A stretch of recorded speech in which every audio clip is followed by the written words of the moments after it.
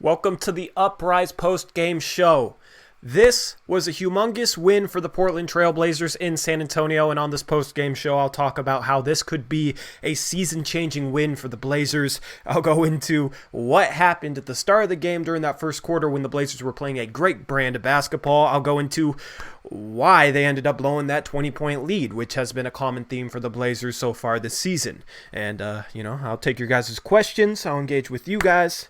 I'm looking forward to this post-game show. We got a huge, important win. I'm feeling great right now. I'm not used to doing a post-game show after a win, and it looked like this game was dead in the water when the Blazers blew that lead. Spurs got up 15 points. I thought, okay, this is going to suck, and then the Blazers come storming back. Huge game from CJ McCollum. Nasir Little provided the energy and the hustle that Blazer fans are starting to love him for. Hassan Whiteside was tremendous, especially down the stretch with that huge blocked shot, and then knocking down both free throws in clutch time with 37 seconds left to put the Blazers up 3. Hassan was 5 for 5 from the free throw line tonight. He was known as a horrible free throw shooter just last year. He was shooting under 50% from the free throw line. This year, he's shooting around 75, 76, 77%, upper 70s. His form from the free throw line looks a lot better, and dude's knocking down free throws in clutch time, and you love to see it.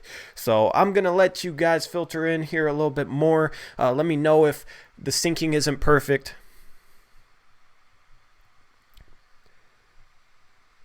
Yeah, okay. So we won't have Eric tonight.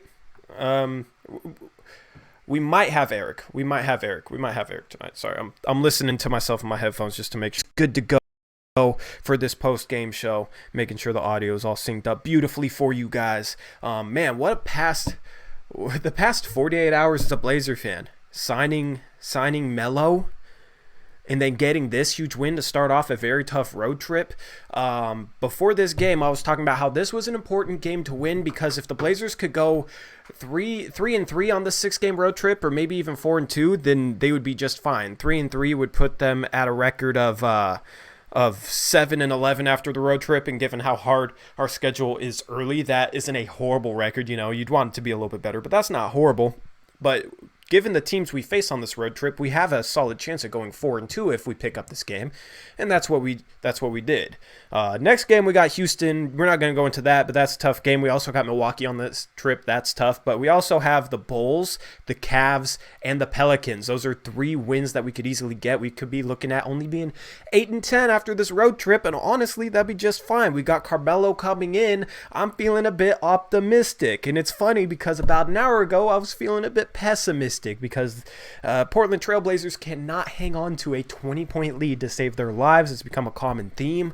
I'd love to actually feel confident when we get up 20 in the first quarter, but this was just like that last Spurs game where we got up 20 early, ended up blowing the lead, ended up getting down 15, and then ended up having some comeback. Now, the first game in San Antonio, Dame was on fire down the stretch, and he was leading the comeback, and he almost got the Blazers all the way back. He missed a few threes in the last minute to tie the game, to try and send it to overtime. We weren't able to complete that initial comeback in our first San Antonio game.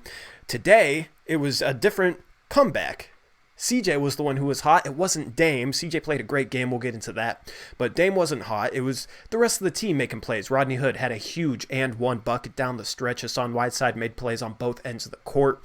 CJ McCollum had a great game, as I said. So it was a little bit different of a comeback. And this time, the Blazers actually were able to complete the comeback. And I think this is huge going forward, because if you end up blowing another 20-point lead and end up losing this game to a team that's been struggling in the Spurs, a team that had lost 4 in a row going into tonight and was on the second night of a back-to-back, if you end up blowing that 20-point lead, end up being down 15 and didn't stage a comeback, I think this would have pretty much ruined the psyche of this team.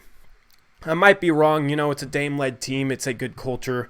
Guys are pretty level-headed, but that would have been a very, very rough loss to start the road trip.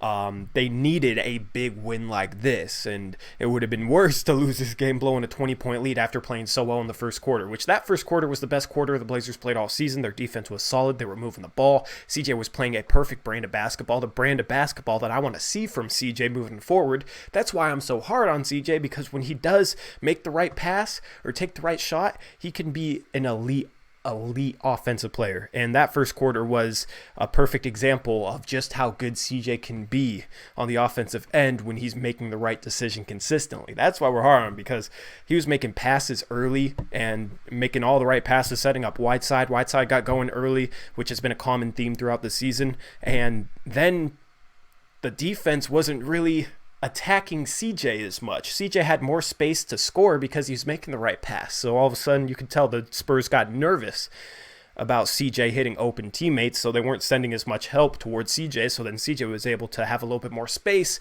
to get his mid-range shot off, to get some threes off, and he ended up knocking them down. CJ had 23 points in the first half. He finished with 32. Yeah, man, I mean, that's the type of basketball we need to see from CJ. But to lose that 20-point lead, go down 15. I believe they were up 22. They were up 21 or 22 at one point.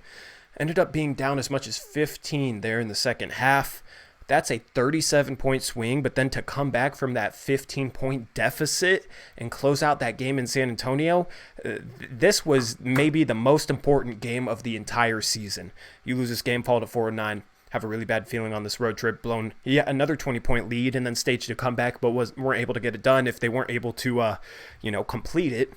But now they got a good feeling going into Houston. They're getting Carmelo, so we'll see how that plays out. But completing this comeback after blowing a 20-point lead was huge. So I'm gonna tune into chat for the first time in this post-game show. What's going on, everybody? Hope you guys are having a good night. I'm feeling pretty good right now because Blazers were able to take care of this game. Blazers were able to get a big win.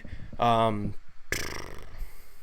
last win we had was Atlanta, and that was a game where we needed overtime to beat a little bit of a beat-up Atlanta team at home. That wasn't a great feeling after that win. You know what I mean? We should have beat that team by more. We shouldn't have needed overtime to win that game. That was just kind of a sigh of relief game. That wasn't like a great feeling after the win. This is the first game of the season where it's a great feeling after the win. Because the last win we had before Atlanta was OKC, and we barely beat them, and OKC's not that good, so that wasn't a great feeling either. This is like the first win of the season where I've had like a really good feeling after the win, and it's just funny how things have changed in the past 48 hours, from how pessimistic I was and how down I was and how down all Blazers fans were, to now we got Carmelo Anthony, and now we got a big win on the road in San Antonio. It's awesome. So I'm gonna read chat. I'm gonna be silent for a little bit. I'm gonna look at your guys' comments. I haven't looked once, so I'm gonna catch up. So if you guys have any questions, leave them. I'll answer some questions. Then I'll talk a little bit more about CJ. I'll talk about why we ended up blowing the lead, like kind of the difference between the first quarter and the second and third quarters. Our defense, the second and third quarters, was not good whatsoever. It was pretty soft, but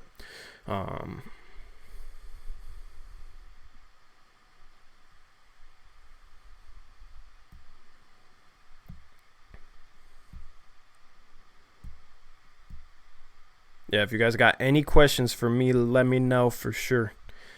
Also, as Ryan Birchfield says, make sure to drop a like on this video. It helps me out, helps out the channel. Yeah. This would have been such a heartbreaking loss too, man. That's the thing down the stretch. I was nervous like it was a playoff game, because this was either going to be a very heartbreaking loss, not being able to complete a comeback after blowing a 20-point lead, or it was going to be an exhilarating win. We got the win. We finally came back after blowing that 20-point lead. Man. I mean, now I'm looking at it. Okay, we're 5-8. If we're able to upset Houston with the teams we have left on this road trip and how much our schedule lightens up after this road trip, like, we're going to be fine, man. We're going to be fine.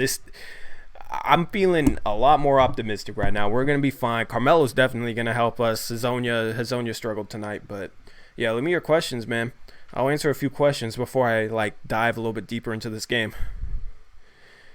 Do I think Hood will get more minutes when his back is better? He said he was feeling pretty good, so I don't think his back is limiting his playing time right now. Maybe it is, but Lil Bikili says, do you see another 50-win season ahead of us? It's still way too early to tell. You know what I mean? Our schedule is so tough early and so much easier later on. And with, guys returning from injury and with the potential for trades around the trade deadline, maybe even earlier than that, I have no idea what this season has in store. But I'm feeling more optimistic than I was for sure. Monopoman says, Hood looked incredible on the court. If he is injured, it doesn't show. That was such a huge bucket by Rodney Hood, getting that and one against DeMar DeRozan, getting that little left-handed hook. That was a classic Rodney Hood bucket. That was the type of buckets he got in that Denver series against Jamal Murray, but he was doing it against a big wing, like a wing his size. You know what I mean? It wasn't a smaller guy. Like, he was going up against somebody who's stronger than him and his size, and he was still able to get a good shot inside, finish through the contact, got fouled, knocked down the free throw. And we hit... we shot great from the line that second half. I'll have to look.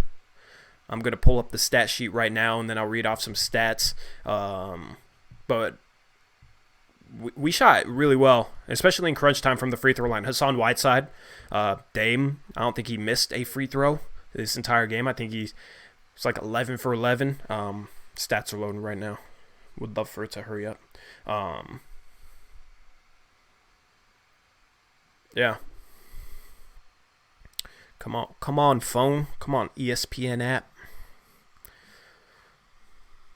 Melo is undergoing a physical, says Anime Jake. Yep, he's undergoing a physical tomorrow. He's going to meet with the team in New Orleans Monday night. Who knows if that means he's playing Tuesday night. The report was that he wouldn't debut any earlier than Tuesday, but not necessarily that he was going to debut Tuesday. So it'll be interesting, man, because you look at the shots that like Nasir Little was getting and Mario Hezonja was getting, you give those shots to Melo, and if he's shooting, he might miss those shots. Like, Melo's streaky, and Melo's not the best three-point shooter, but he's definitely a better three-point shooter than those two guys. He can knock down those shots and really help this team if he's hitting those.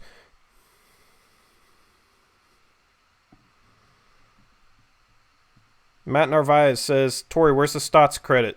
That Hassan and one in the fourth and keeping Nas in the game was huge.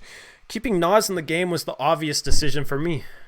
I mean, I'm not going to give Stotts credit for what should be an obvious decision, especially when Stotts didn't keep Nas in the game during the fourth quarter against the Raptors and we got killed because of it. Like, it was obvious that Nasir Little is our best power forward right now. It's obvious. Even though he's not shooting too well, even though he still has to take his lumps, it's obvious that he should be in the game. His energy helped spark our comeback. He had that huge explosive dunk. Like, this dude's so explosive. I don't know. I'm not going to give Stotts credit for keeping Little in the game because I think it was obvious. It was the right move. You know what I mean? Like, Stotts made the right move, but I don't know. I think it's what 90% of the fan base would have done anyways. So Russell first round exit Westbrook says Hassan's always been a good free throw shooter. Last year was a fluke. He's not bringing back the ball as much anymore too. He has it a little bit more out in front, so he's shooting it with more touch. He was talking about that in an interview early on in the season, and you can tell like he changed his form a little bit. He doesn't step forward before his shot. Like, he had a weird little step into his shot that he did shooting free throws last year. You guys should go look at some footage. You guys should go look at some footage if you don't know what I'm talking about. What about the plays down the stretch though? What plays are you talking about? What specific plays?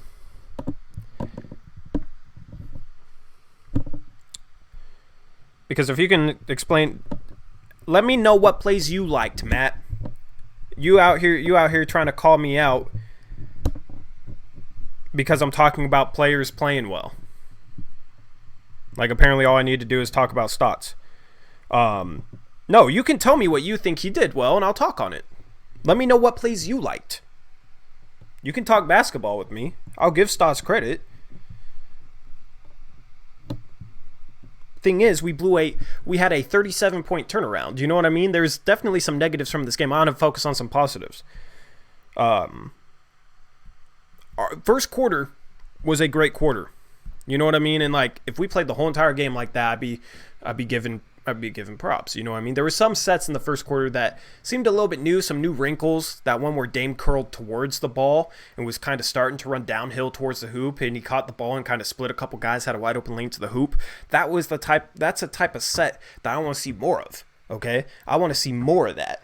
Dame caught the ball with some momentum where he could easily turn the corner and go downhill towards the rim, and he was able to do so. A lot of you might not know what play I'm talking about. There was a play in the first quarter. He curled around the three-point line, but was coming towards the ball instead of away like he normally does. Ended up splitting two guys, getting to the rim. The thing is, if we consistently ran sets like that, I'd give Stotts credit, but Stotts has established a long-time pattern with his sets, okay? Just because he improves for a game doesn't mean I'm going to give him credit, because a lot of my complaints are stuff that I've seen for a year, 2 years, you know what I mean? Until he like breaks the pattern and like improves on a, you know, more than just one game or one quarter, then I'm not really going to focus on him in terms of like giving him credit, you know, because that second and third quarter, they regressed back to the same issues that they had before. But I want to be positive because I'm feeling good right now, so I'm not even going to focus on Stotts. Do I think Tolliver being benched had a factor in our win tonight? Tolliver isn't he's not good. He shouldn't be playing. Little should have been playing over him a lot earlier. Stotts took too long on that. Matt Narvaez, all I ask is credit where it's due. When guys are hitting shots, it's all the players. But when they're missing shots, Stotts is the worst coach in the league. Well, it's like this, man. If you coach an offense to this is like hypothetical. If you coach an offense to consistently get 40-foot three-point shots, right? If Dame makes 5 40-foot three-point shots in a row, credit to Dame because he's hitting 5 40-foot three-point shots in a row. That's not credit to Stotts because that's not a good offense, even if Dame hits them. And if Dame's missing them, yes, blame Stotts because we're getting 5 40-foot three-point shots in a row, and those aren't good shots. That's the analogy I'll use. You know, it's not that extreme, but that's basically how it is. CJ played a better brand of basketball today. I don't know if that was Stotts or what. So I'm going to give CJ credit for playing a better brand of basketball. You can credit that to Stotts. That's fine. I'm not saying it's, you know, maybe Stotts was in his ear watching film with him saying, okay, look for this going into the game. So CJ made some passes, but I don't know. I don't know that. So that first quarter was a lot of fun, though. That's exactly the type of brand of basketball that I want to see from this team. They're moving the ball, moving players, had a couple wrinkles, a couple looks that out of their structured offense that ended up easily getting players to the rim. Spurs tightened up their defense and we kind of reverted back to some issues, but that first quarter gave me hope. Okay, that first quarter was the brand of basketball that I want to see. It was a brand of basketball that can have this team being successful, even with Mario Hezonja and Nasir Little as our power forwards.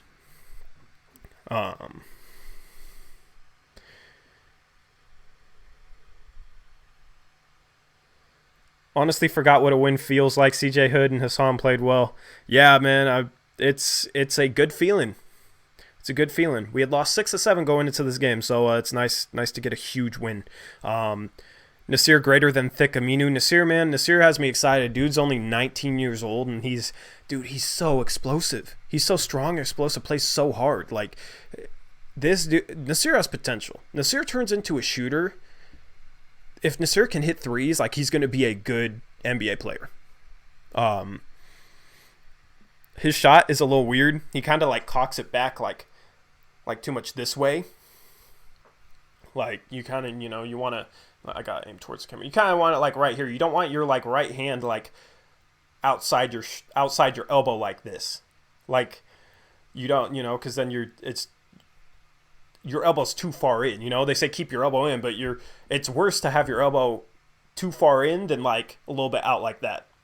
You notice like Dame, CJ, they kind of have the ball here. Like Nasir Little, he cocks it back too much. Same with Tolliver. Tolliver kind of does the same thing. They cock it back like that, and it's a little bit of a throw because of it. That's why like Nasir Little's arm on his follow through looks a little weird, like it's not entirely smooth. So hopefully that's something he can iron out going into the future, because I think he can be a good shooter. It just requires a little bit of a fix in his shooting form. Eric Brandt, what's up, man? He says the ball movement in the first quarter proves what Torrey has been saying about Stas' offense. What happened when we stopped passing in the second half? Exactly. Spurs started clamping up on defense. They started playing harder on defense. They started pressuring more. And we kind of reverted back to the same stagnant offense, falling into the same bad patterns that we have all season long. That's why we blew a 20-point lead and ended up being down 15 points. I mean, part of that was we couldn't stop anybody for the second or third quarters. Like, there's a point the Spurs had like 30 points in 7 minutes or something crazy like that. So, you know, there's still some issues. You know what I mean? Like, if I see them play like how they did in the first quarter, like multiple games in a row, I'll give credit where credit's due. And we'll win a lot of games, too. Greer Hamilton says that win honestly should have been easier. It felt like 5 individual players with no chemistry during the second half. Yeah, that's the thing. This was a perfect game to watch, if you guys want to understand what I'm talking about by a good brand of basketball. You know what I mean? With the way they were playing offense in the third quarter, they still could have been hitting these tough shots that they were taking and like doing well offensively, but it wasn't like a good, sustainable brand of basketball. The first quarter, yes, they hit a lot of shots, but it was also a good brand of basketball. CJ McCollum, man, that first quarter was exactly who I wish he was.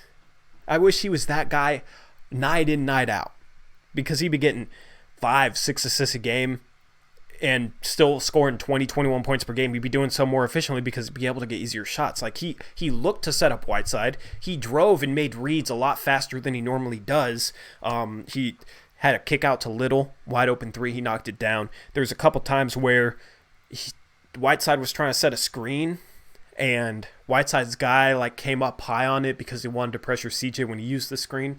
And CJ, instead of using the screen, dribbled away from it to kind of bring the defense out to him, and then threw a pass in between the two defenders to Whiteside rolling down the lane.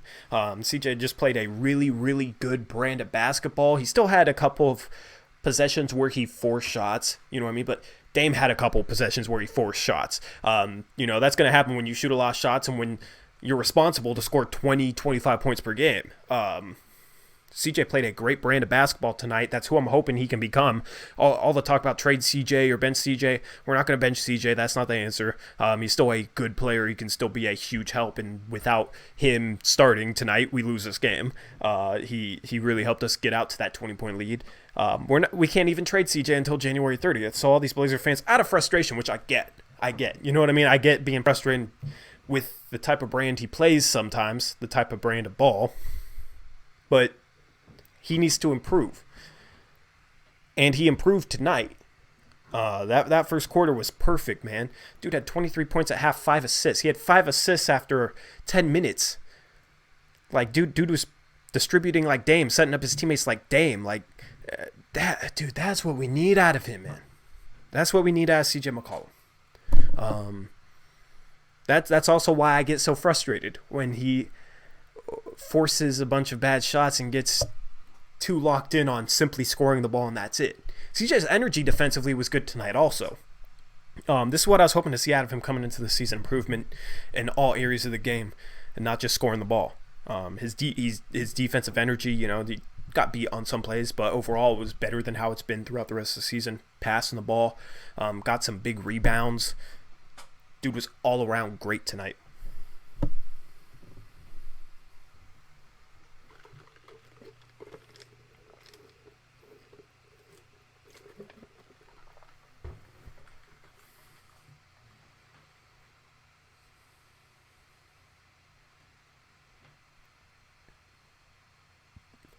The guy who loves b-ball says, why don't the Blazers move the ball more? I'm so tired of seeing Lillard wide open in the corner and then Bazemore just throws up a shot. It's been a problem for Blazers teams before this personnel. People want to talk about it being the personnel, but it's always been an issue the past 5 years, no matter who's been on the team. The Blazers have the second most isolation possessions in the NBA, which I get. Because, you have 2 really good isolation scorers. Now you're about to have another isolation scorer in Melo. I don't see, they're going to be near the top in isolation possessions. But for a good team isn't going to be second in isolation possessions, in my opinion. So hopefully that's something that improves. Ball movement needs to improve. It needs to look like how it did in the first quarter tonight. Because that's the thing, man. That's what I noticed with the team is everybody was feeling good because they all felt like they were a part of the offense and they all felt like they were playing together. That's why we were hitting shots. Mario hit nothing but the very bottom of the net on a corner three in the first quarter. Nasir Little hit a three. Like, everybody was hitting shots because everybody was sharing the ball. They all felt connected on offense, and they had confidence in the brand of basketball they were playing. Problem is, we got away from that, but guys are going to shoot better if they're playing an offense that shares the ball. So anyway, I'm going to go read off the box score because I haven't gotten a chance to look at the final stats. So I'm kind of curious to see what some of the final stats are. I was going to do it. I was talking about doing this 10 minutes ago, but ESPN wouldn't load. Okay, there we go. Leading the Blazers 32 points, 7 assists, 6 rebounds. CJ McCollum 13 for 25 from the field, so over 50% from the field. Over 50% from 3, 6 for 11. He only had 2 turnovers for his 7 assists, so that's a 3.5 to 1 assist-to-turnover ratio. That's good. Damian Lillard, 22 points, 6 assists, 6 rebounds. Dame was 4 for 19, but he also got 13 free throws. So although he didn't shoot well from the field, a lot of his aggressiveness was getting him to the line. So he did have 22 points on 19 shots. You want more points than shots. So Dame struggled with his shot. But I thought Dame still played a decent brand of basketball. Still got 6 assists, 6 rebounds. Had a couple huge boards there late in the fourth quarter where he attacked the ball, where most point guards wouldn't have gotten those boards. Hassan Whiteside, 21 points, 12 rebounds. He also had 3 blocks. That block against DeRozan was huge. And also DeRozan on that foul call that San Antonio ended up challenging and didn't get overturned. That was a great call by that referee. I never give credit to refs, but that was to see him get pulled down live and to not be tempted to just call a shooting foul because there was some contact, and to see that jersey pull that DeRozan did and they call that live. That was an impressive call. That was one of the most impressive calls I've seen this season. It was a good call. San Antonio fans hated it, but it was a good call. I actually think the refs were pretty solid tonight. There were stretches where I was kind of, annoyed with the refs, but that's almost every single game. I thought the refs were actually good tonight, which is a rare thing to say. Nasir Little, 2 for 8, 1 for 5 from 3, 5 points, 8 rebounds, though, in 32 minutes. We need him on the floor to rebound. Our rebounding is so much better with him on the floor compared to Hazonia or Tolliver. Hazonia played 60 minutes, got 3 boards, 8 points, 2 for 4 shooting. Hazonia was a little better tonight than he has been in the past. Bazemore, 3 for 5 shooting, 8 points, 2 rebounds in 17 minutes. So the bench shot more efficient. Anthony didn't have like his typical 13, 15-point game. He had 7 points on 3 for 8 shooting, 17 minutes.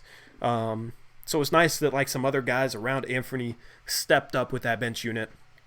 Scal has been struggling. But like, I don't know, man. I don't know what to think about Scal. I'm not going to talk about him today. I'll talk about him on our Monday podcast. Yeah, so that was the stat line. Rodney Hood was 6 for 8. He's been crazy efficient. 2 for 3 from 3.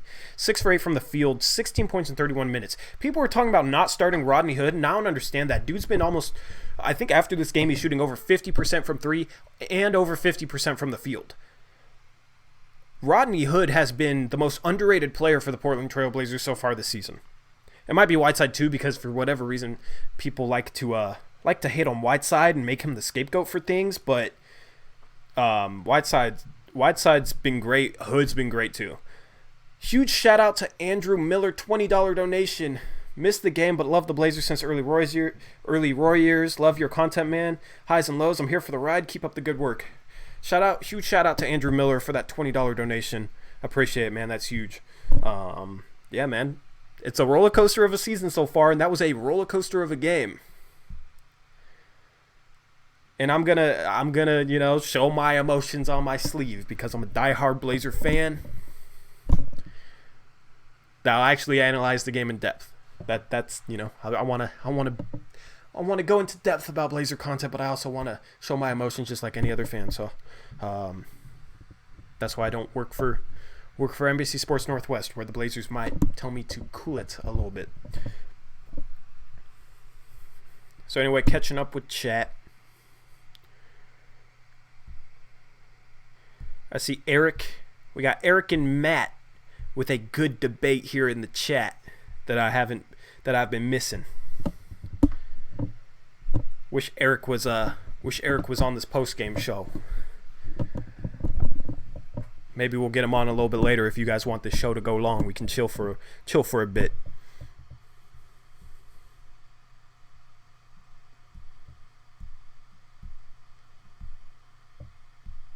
I'm just reading this chat, man. I might be silent for a little bit. All the action's in the chat right now.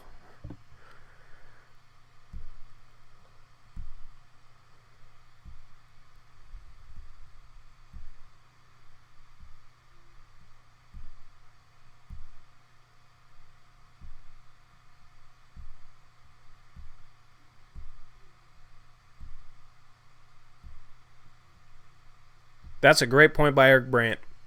He said, I did give credit for the first and late fourth quarters, but it's magnifying the ball movement problem the rest of the game and the other games previously. I mean, we got outscored by 37 points from like late in the first to the third quarter. We got outscored by 37 points. This team,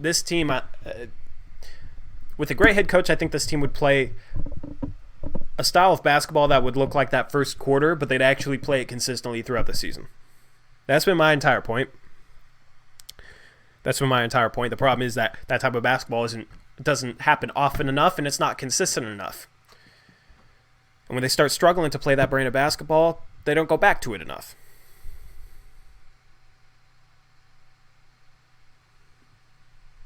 So that's my whole thought process on Eric and Matt and their debate in the comment section, in the chat section. So yeah, let me know what you guys want me to talk about. Let me know, send me your questions through the live chat, and I'll make sure to answer them.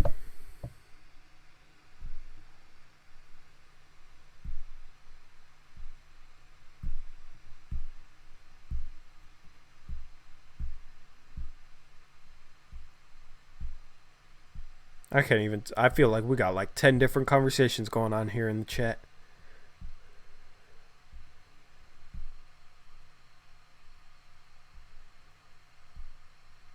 Jason Jensen. Anyone else notice when Dame is doubled and passes the ball out, he stands there and doesn't spot up somewhere else like we see other players do? Our whole offense, not our whole offense, like our response to Dame being trapped isn't what it should be. Isn't what it should be. Guys aren't really in the right spots. There's a certain God, how do I explain this? You want guys on certain spots on the floor to take advantage of traps. Usually you want two guys on the wings ready to cut. You want the ball in the middle of the floor. You're basically going to try and get the ball to the middle of the floor because you have a 4-on-3 behind that trap. So you want to get the ball to the middle of the floor quickly. Either Dame can deliver it straight to the middle of the floor. Usually that's the roll guy whose defender went and trapped Dame. Either you get it right to that outlet, usually it's a big, or you pass it quickly to the wing, and then they pass it to the guy rolling down the lane, the guy who's open.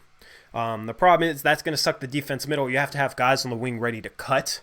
Once the ball gets to the middle of the floor, they need to be ready to cut to the rim once their defender helps. The problem is when they do get it to the middle of the floor, oftentimes they kick it out to these wings, to guys on the wing, and they spot up for three instead of being ready to cut to the rim. In the past, that's been Maurice Harkless, Al-Farouq Aminu, and they're iffy on making those shots. And the thing is, people would say, that's not Stotts' fault. Those guys just can't hit shots. But there would be lanes for them to cut, and they wouldn't cut. You know what I mean? It was obvious, like it wasn't like an area of focus that, okay, we need to get the ball to the middle of the floor. Then once the defense collapses on that big, these wings, you guys need to cut. You guys need to go to the rim, get a quick dump-off pass, and it should be like, the passes should be like bang, bang, bang. Like it should be quick before the trap is able to recover back. That's our whole thing with when we get trapped is these wings sit in the corner and they shoot. Also, it's easier for the trap to have a guy recover to a guy on the three-point line than completely to the rim in time to stop a dunk. It's easier to recover to the three-point line and contest a three than it is to get all the way back to the rim when you trap near half court. And that's the thing. People use that as an excuse for Stotts, saying, well, those guys just aren't good enough shooters, you know. But it's also like, know your personnel. Instruct your personnel to do certain things. If we had Otto Porter Jr., who's been a 40% plus three-point shooter, then yeah, he can sit there on the three-point arc, shoot threes. But if it's a guy like Hazonia, if it's a guy like Alfred Caminu, even Ken Bazemore, Mo Harkless, those guys need to cut baseline. The passes need to be quick, and you need to take advantage. It's a 4-on-3 fast break. You should be able to get a lane out of it if done right. So that's my whole issue with the trap, and why I don't use like poor shooters as an excuse. The thing I love about Nasir Little is Nasir Little cuts baseline. That play he had against I think it was Toronto, when Hassan Whiteside caught the ball in the middle of the court and then hit Little with that shovel pass, and Little caught it pump fake, and then he shot the lane under the defender who jumped at that pump fake. That's what I'm talking about. Nasir Little, instead of spotting up in the corner, he cut baseline, got a layup out of it. Because they trapped the pick and roll, Dame threw it down to Whiteside. Nasir Little's guy had to help onto Whiteside, and Whiteside made the extra pass to a cutting Little who got a lay-in. That's how you beat traps.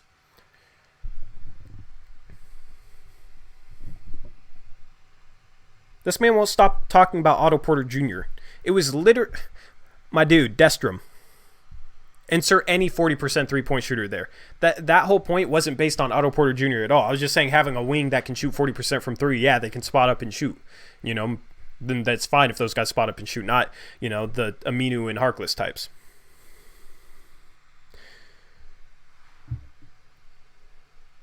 Little with fresh legs look great.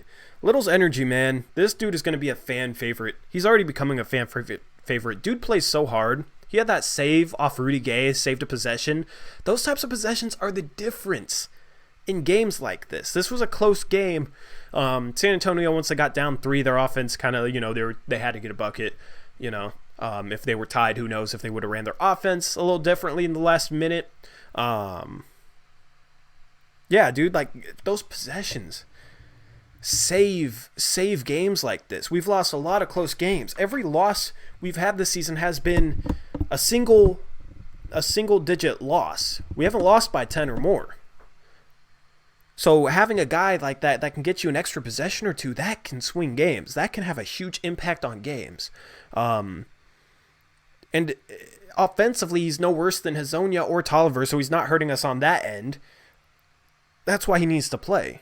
And the thing is, like, his energy, man, sparks comebacks like this.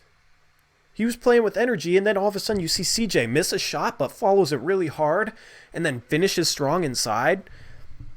He kind of used his shoulder to clear space inside and had a putback late. Those types of plays, you know, if CJ doesn't give 100% effort to go get his miss and put it back, we don't score that possession. Who knows how this game plays out? That's been one of my biggest complaints early on this season, is we haven't given 100% effort on plays where we could have saved a possession or gotten possession of the ball.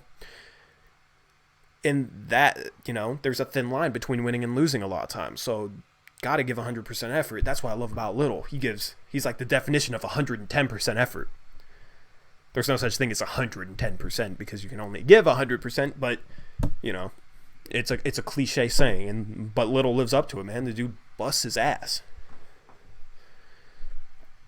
And that dunk he had, dude, that's why Little needs to cut, man. I think he can be an okay shooter. He shot 5 threes today, though. 1 for 5. He needs to start cutting on some of these because he's so explosive around the rim and so strong. Dude could be dunking on people on a nightly basis. That dunk he had, dude, was so explosive, man. Like, more explosive than anything I've seen out of a Blazer in years. Like Dame will put somebody on a poster, but he's not like just raw explosive like Little. Man, dude, that's fun. Like that cut he had in that dunk was awesome. Little reminds me of Swanigan's motor with a more high octane fuel.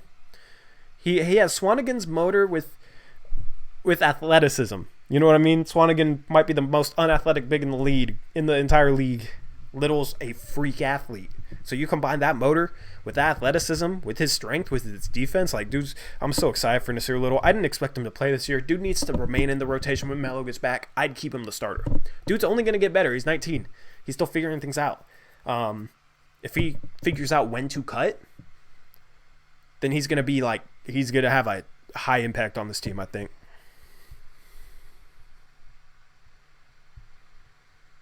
The second unit was so bad, and while we didn't get with Mario at point forward, the second units have been killing us. I agree. Second units haven't. It wasn't even necessarily the offense though, because Bazemore shot over 50%, Mario shot 50%, Anthony was 3 for 8. So it wasn't as bad in the past. It's just the defense actually with the second unit, man. And that was the problem with that comeback, dude. We couldn't guard anybody. We kept getting confused on pick and rolls, on basic pick and rolls, and letting guys have a clear lane to the rim. The thing is, dude, some of the Spurs sets, though, are beautifully designed. I hope that anybody that questions my complaints of Stotts' sets really paid attention to the sets that the Spurs ran tonight, because some of their sets, man, is just like absolutely genius structure. That if we had that structure, I think we'd do a lot better. If we had some of the sets that Popovich runs for those guys. Yeah, because some of their sets are just like, okay, you know what I mean? We got lost on that, but also it's a good set. So, like, part of the blame is like, okay, we can't keep getting lost defensively. We got to communicate better, but also good set design.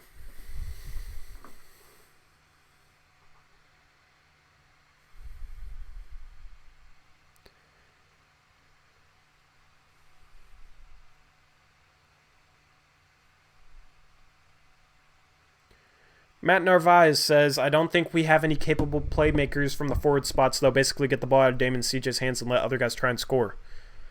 I just explained how you beat a trapping defense, and it's not by, and doesn't require having a playmaking four. Other teams don't have playmaking fours, and they're able to beat a trap just by playing solid, smart basketball and by being prepared for it better than we are.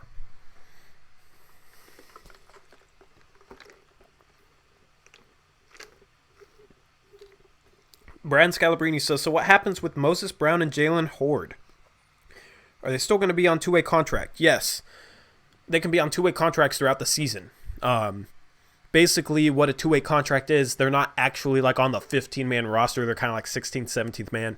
Two-way contracts, you get two of those. They're allowed, guys on two-way contracts are allowed to be in the NBA for 45 days the entire season. So you call them up. I think practice days count too. Days that they practice with the NBA team. So like if they're called up from the G League in the NBA, they have a certain clock. After those 45 days are up, they can't be in the NBA. They have to be in the G League or like not with the team. I believe at some point, like after the G League season is over, they might be able to be with the team on, two-way contracts. Like it doesn't matter anymore. I'm not entirely sure, but if we end up making a trade and have an open roster spot, then we can sign them to like a normal NBA contract where they would be with the team on the 15-man roster. That's how two-way contracts work.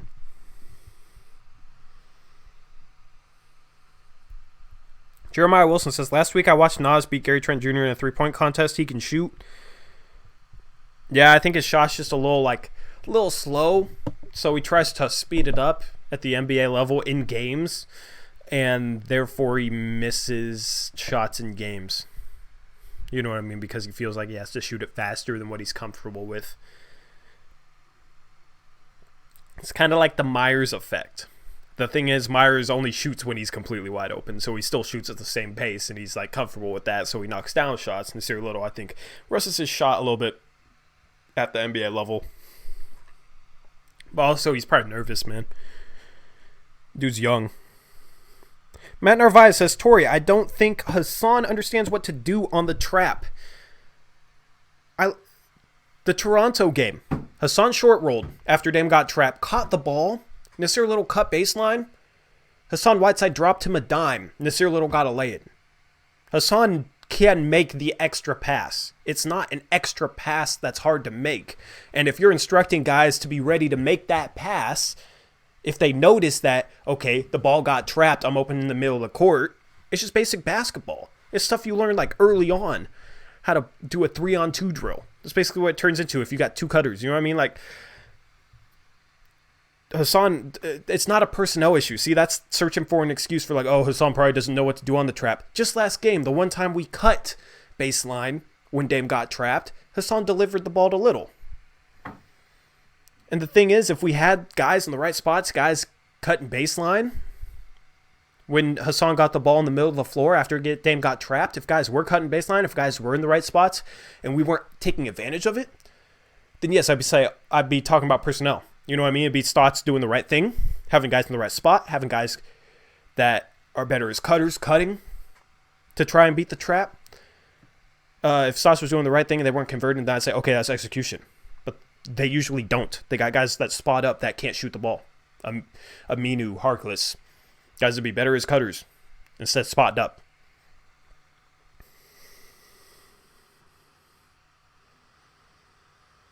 Alex G, I do hope Melo buys into the team concept, but we can definitely use his skill set. He'll help on some nights, but also tonight, man, our defense was so bad, and everybody's like, oh, we just need Melo. Like, Melo wasn't going to help our defense tonight. Our defense was poor.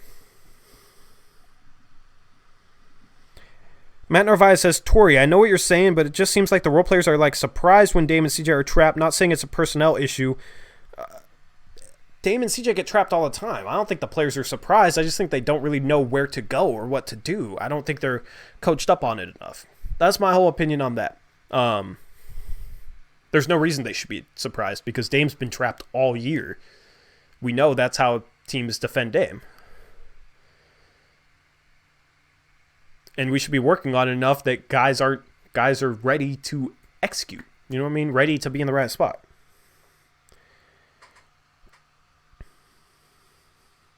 Diehard Blazer fan says, I feel like Nasir and Collins will be great forward combination with all the energy they bring. Yeah, those two guys will be fun playing together. It'll be a lot of fun playing together. Our bench is going to be fun, man. I mean, Collins, probably going to end up being the starter once he gets back, but maybe we trade for a Blake Griffin, Otto Porter Jr. I don't know. Somebody that could start at the 4. The thing is, Otto Porter Jr. could start at the 4. I don't know. Maybe it's a Gallinari. Maybe it's Kevin Love. Destrom, don't yell at me for saying Otto Porter Jr. I apologize for saying Otto Porter Jr. I'm just kidding. Then Collins off the bench. Collins, Little, Anthony Simons. That's fun, man. 3 young guys who play hard, who have, bit of an edge to them. Anthony is more of like a quiet assassin type of edge. Nasir Little is just freaking freak of nature athletically and has a super high motor. And then Collins is like the edgy big man. Chippy big man. Alex G. Otto is having a bit of a slow start. His 3-point percentage is back up to 40%. His shooting from the field is only 40% too, but I expect his shooting from the field to improve.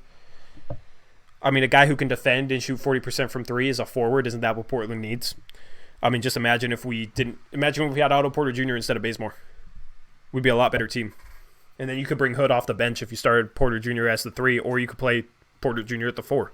I love Otto Porter Jr., man. If we could get Otto Porter Jr. and Blake Griffin. That's the hope at the trade deadline. Whiteside and assets for Blake Griffin. And then Bazemore and like Scow and second round picks for Otto Porter Jr. And then have Hood off the bench, Collins off the bench once he comes back. You'd have Otto Porter Jr., Blake Griffin, and Nurkic as our 3 through 5. That team would be deadly.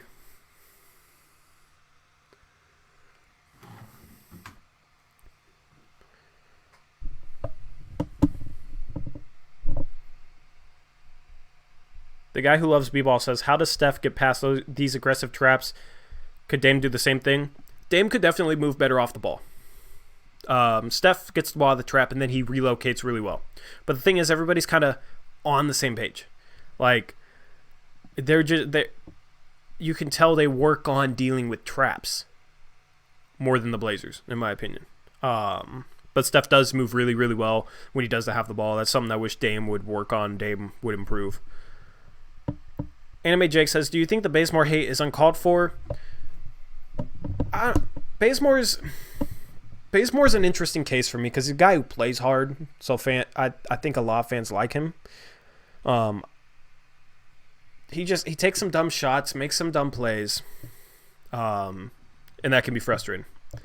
He's a bit like a guard version of Aminu, in my opinion. Not necessarily the same skill set. Like Bazemore, I think, is a little better shooter, better ball handler. But in terms of kind of like they're defensive guys who play hard, who are inconsistent and streaky from the three-point line and make some dumb plays.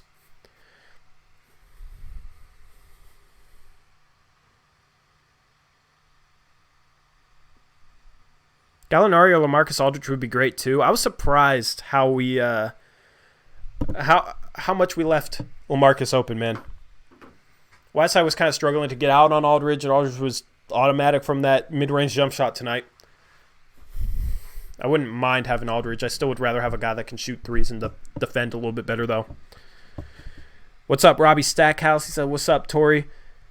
Just now joining in. Good way to close that game out for sure, man. Guys, we could have a 4-2 road trip. It's very possible. We are the better team in 3 of the 5 remaining games on this road trip. This was such a huge win. I was talking about it with Eric on our podcast the other day about how this was a huge win to get. Because you start off this road trip feeling a lot better about ourselves. We get a spark when we get Melo. I feel like the mood around the team, it's going to take some pressure off the team. Now they can go out there and play. We got a game in New Orleans, and New Orleans is super banged up. Who knows who's going to be healthy for that game? But New Orleans sucks. Game in Chicago, and a game in Cleveland. Those are 3 very winnable games. Those are games like we took care of business tonight against the Spurs. All 3 of those teams are worse than the Spurs. I know the Spurs have been struggling, but 4-2 road trip, we end up 8-10. And as I said in my schedule breakdown, we start 8-10, given the level of teams we played so far. Then we'd be on pace for about a 50-win season. Like, there's like a lot of math behind this, but just like based on how strong teams were perceived to be going into the season, 8-10 record, it's about on pace for a 50-win season because of how many road games we've had and we've played against a lot of good teams. Now, some of those teams did have injuries, but it just says like, okay, after these 18 games, our schedule is going to be one of the easiest in the entire NBA.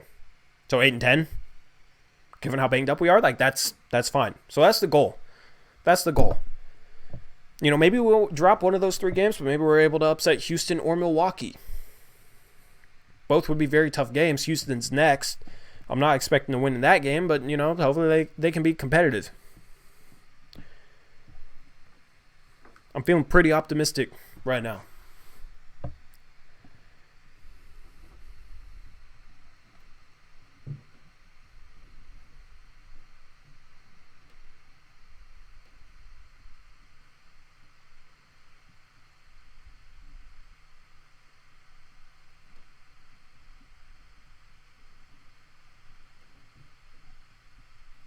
I'm trying to keep up with this chat here while also talking. It's easier said than done. Dame versus Westbrook tomorrow going to be interesting. Is that game tomorrow? I thought it was in 2 days.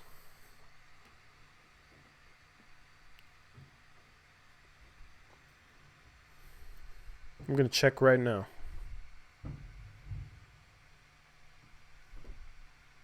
That game is on a Monday. That game isn't tomorrow. That game's on Monday. You got CJ versus Harden. You got Dame versus Westbrook. You got Whiteside versus Capella. Rodney Hood versus PJ Tucker. That's... On paper, we shouldn't be much worse than them. Even with the guys we have hurt. Monday at 5. So we'll have an early Monday stream for you guys. I'm glad we don't have another game on a Sunday.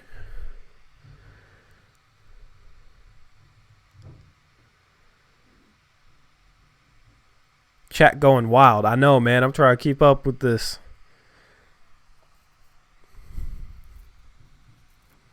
It's all good, diehard Blazer fan. It's all good, man. That's our next game, yeah. Houston. If we could beat Houston, go to 6-8, and then get Melo, and then have like a much easier schedule from that point on, man. Like, let's go beat Houston. Let's go beat Houston. I'll be so hyped if we beat Houston.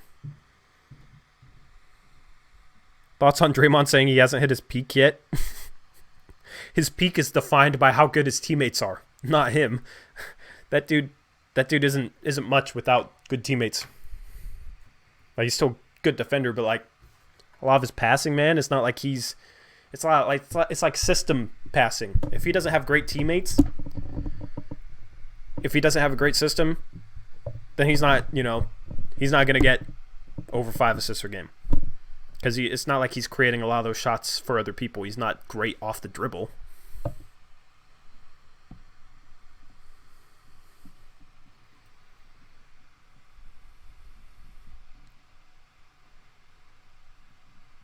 Robbie Stackhouse says, I think we can win that game if we stay consistent and keep a high energy level. If we play like we did in the first quarter for the entire game, then we can easily win that game. This team's just been so inconsistent, it's hard to figure out. Well, they were consistently bad before this, but they keep having big first quarter leads. Like, it's a common theme where Whiteside gets hot early. That's the thing. We need to keep feeding Whiteside when he gets hot early. He gets hot, he'll get like 4 buckets in the first 5 minutes of a game and be feasting inside, and then he won't touch the ball for the rest of the first half. That was the case tonight. He started with like 10 early points. Didn't score again before halftime. Like, keep feeding the man. The dude's shooting. He's efficient from the field. He's a good finisher. Keep feeding the man. Dame actually fed him a lob tonight too. I can't remember the lob I saw from Dame on the drive. Like where Dame's driving the lane and lobbed it up to Whiteside. Normally he loves throwing that bounce pass. That's hard for big guys because you got to catch it low, bend down to get low, and then you have to like bring it up towards the rim. And usually there's hands around there that are trying to strip the ball as you bring it up to dunk it. That's why lobs are better. Hopefully Dame starts throwing more lobs because that was a great lob play. I thought it was an and one too. I thought Whiteside got fouled from behind on that lob play.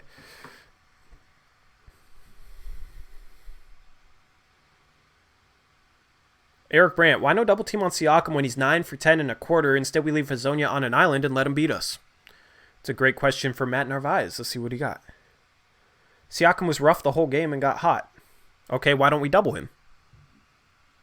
Why don't we ever double people? That's a great question. Why don't we ever double people? Brian Scalabrini says Draymond also said, for an example, he wants to shoot at least 40% from 3. Yeah, I want to shoot 40% from 3 in the NBA as well, but let's be realistic here, Draymond. We needed Zach Collins to bother Siakam. Zach Collins would have been huge to have going against Siakam, but also we should have doubled that man. We shouldn't have left Hazonia on an island to guard him. And we should have put Little back in that game. Because Little was the best defender on him by far. That drove me crazy. That drove me absolutely crazy last game.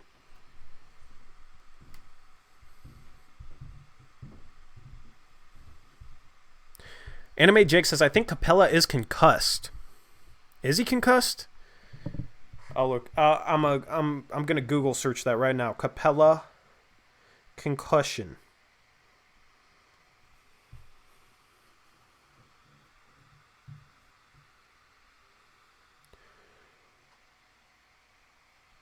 Okay, Eric Gordon is out for the next 6 weeks. I didn't know that.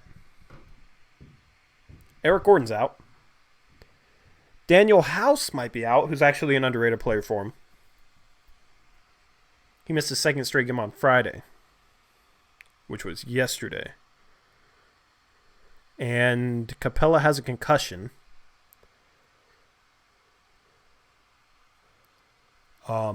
Yeah, so they could be without Capella, Eric Gordon, and Daniel House. So they could be banged up. Let's win this game, man. Dame's going to be revved up, ready to go because it's Westbrook.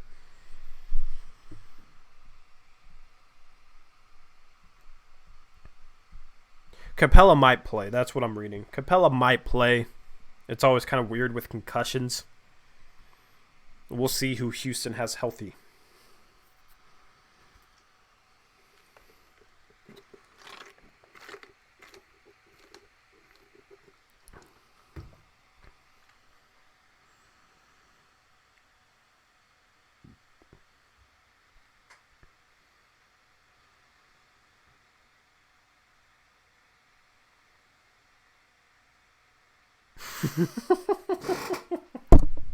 Eric Brandt says, at Matt Narvaez, I'm probably saying his last name wrong too. He says, at Matt Narvaez, if you were coaching against the Blazers, you wouldn't trap Dame on a night like tonight, and you'd win the game in the fourth because of it. Exactly. That's the thing. Stotts wouldn't trap Dame. Stotts sees how teams trap Dame and how it works against them consistently. You know, they didn't win the game tonight even though they were trapping Dame because CJ was absolutely phenomenal. Hood was great. And San Antonio couldn't hit a shot down the stretch. But that's the thing. Would Stotts trap Dame if he was playing against Dame? I don't think so.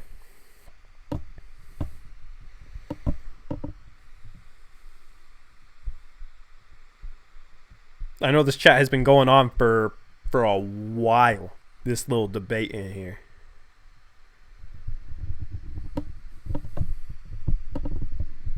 I love to bring those two on a podcast. But Matt isn't a $10 Patreon donor. I botched that. If you guys want to appear on the podcast or the postgame show, there's a Patreon link in the description below. Also for people that donate a lot to this channel, because I've gotten some crazy donations lately. You guys have been killing it. Then I might invite some of you guys on who have been good donors to this channel as well.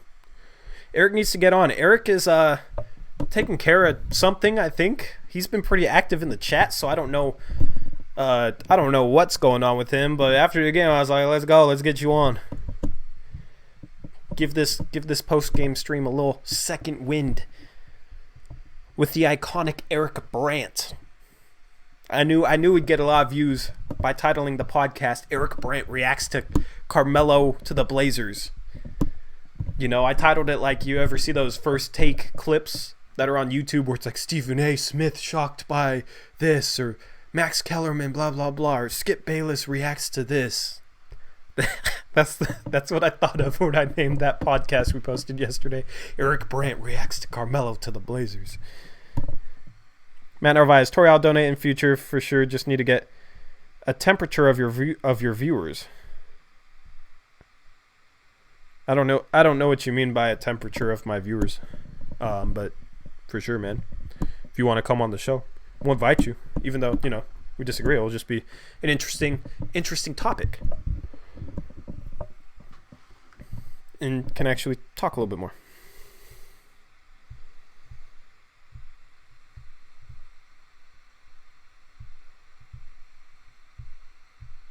Eric, you still haven't left work. I thought you had to go take somebody to a wedding or something. I don't. Robbie Stackhouse, I get paid Monday or Tuesday. I got you, Troy. Name is Tori, Torey, but greatly appreciate it. You can misspell my name all you want. You can call me whatever. I'd love to talk Blazers and learn from you, for sure, man. For sure. Tori, there you go. There you go. Imagine Anthony alongside Carmelo. That's going to be interesting to watch. Imagine Pau Gasol and Carmelo together. That would be interesting. My bad, homie, on the name. It's all good, man. It's all good. Matt Narvaez says he has to spice up the Blazers-related content. I already think my content's pretty spicy, but okay, we'll go to Taco Bell, come over, bring some fire sauce, and we can spice up this post game, spice up this podcast. Tori, what are your top 5 teams? I want to do a power rank, I want to do a power rankings video maybe every other week. That'd be kind of cool. I don't know how I'd do it though. Maybe that would be a podcast, a Monday podcast every other week. We'd do a power rankings, me and Eric, or something like that.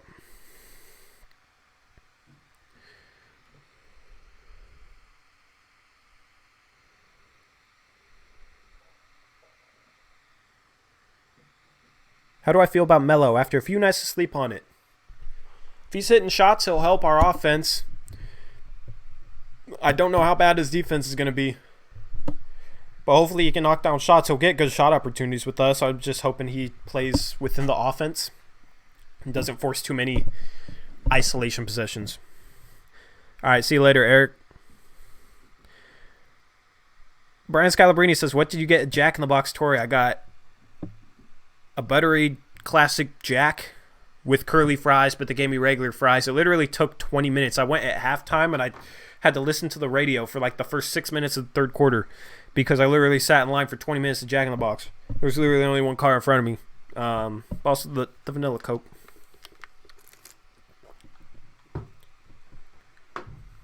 Not the best, not the healthiest meal, but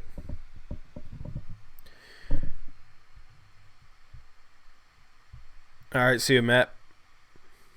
What's up, Sam Man 104? Solid order though. Jack in the Box is underrated. Jack in the Box tacos are good, man. Jack in the Box universally slow, I swear. Usually they're better than that, man. I go there about once a week. Usually they're better. Good win today, for sure, Salmon. It was a great win today. Thank God we got that win, man. I thought we were dead in the water. I didn't think we were going to be able to come back after we blew that lead. After we got down 15, man, I was like, here we go again. This is depressing as hell. At least I'll get used to losing. The whole tenor behind this post game. That's the thing, man. Like, I think this might end up being the biggest win this season. Because I think it's going to affect games down the line. Because I think this game is huge for the team's mentality, the team's psyche. So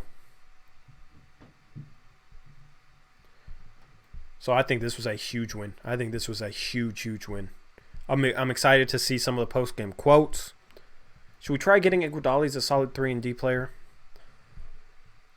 We'd have to trade Bazemore for him. So Kyle Parker says, can't agree on Jack tacos though. Terrible. I'm all about the new really big chicken sandwich. You can get 4 patties and the Munchies meal. How do you eat a burger with 4 patties, bro? Like that doesn't seem like it fit in your mouth.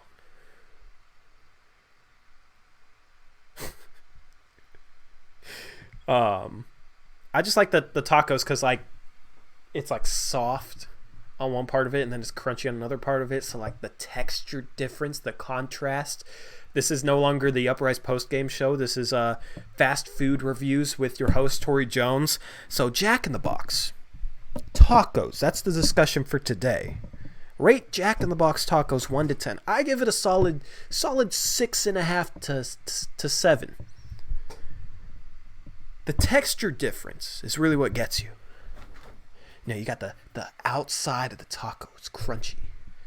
Then you got the inside of the taco, it's soft, it's greasy as hell. And they combine to form the Jack in the Box taco, and it's fire.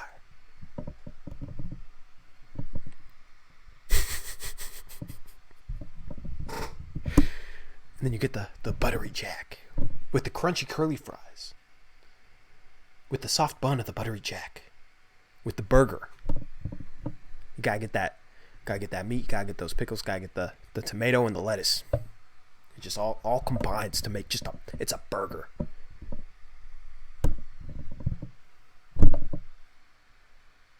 But if they mess up your curly fries, then you end up like me tonight and you're pissed. Because curly fries are the best, man.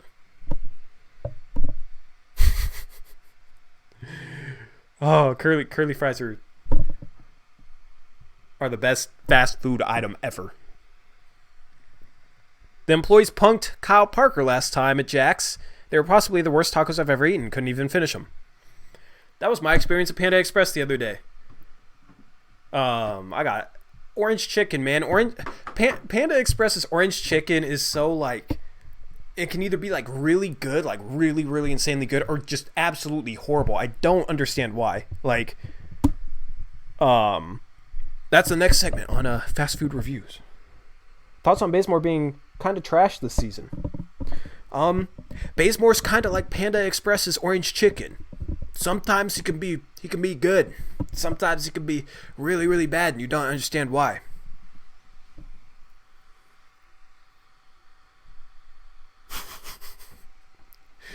Like, do you guys agree with orange chicken though?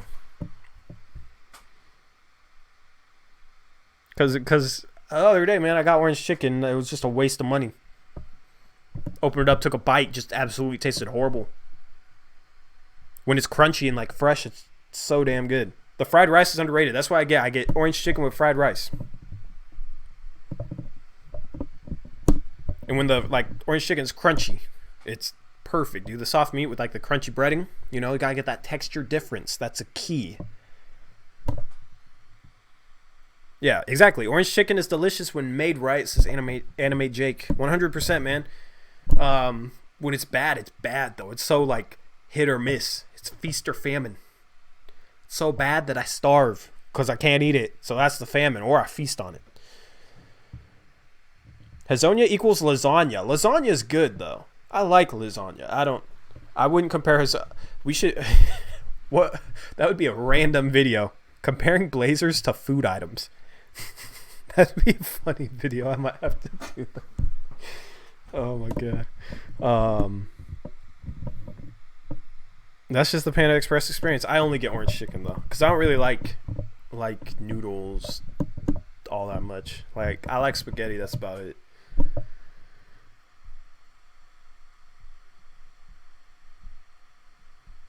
But I try not to eat out that much. Panda and Jack in the Box is the only thing I've gotten lately. Try not to eat out that much. I go to Winco. I save that money. I get those great deals. So I'm trying to be like thrifty. Great win tonight, boys. What's up, Jonah? Great win tonight. The win was so great that we're talking about fast food. I don't know how I got here, but here we are. Burger King is so gross. Burger King commercials make Burger King sound so good. They got that like upbeat music and like the mascot and everything. And it's like, oh wow, Burger King looks great. But Burger King sucks. Their marketing department is the best part of that company. I need to try the honey sesame chicken. That actually sounds good. Elude Allen says, do you think that Terry Stotts is Hannah rest Dame more so that Melo can get more minutes? Melo wouldn't be getting Dame's minutes because Dame plays guard. Melo would only be playing power forward, so it'd be resting little more. I don't know. Melo's probably going to get Hazonia's minutes, honestly. Burger King fries are gross. Burger King fries are like a mix between like your normal fast food French fry and your like restaurant French fry. It's like doesn't know what it wants to be. Burger King abdicated from America to avoid paying taxes. They moved to Canada. That's the American way. The American dream. Start a business, move it away from America.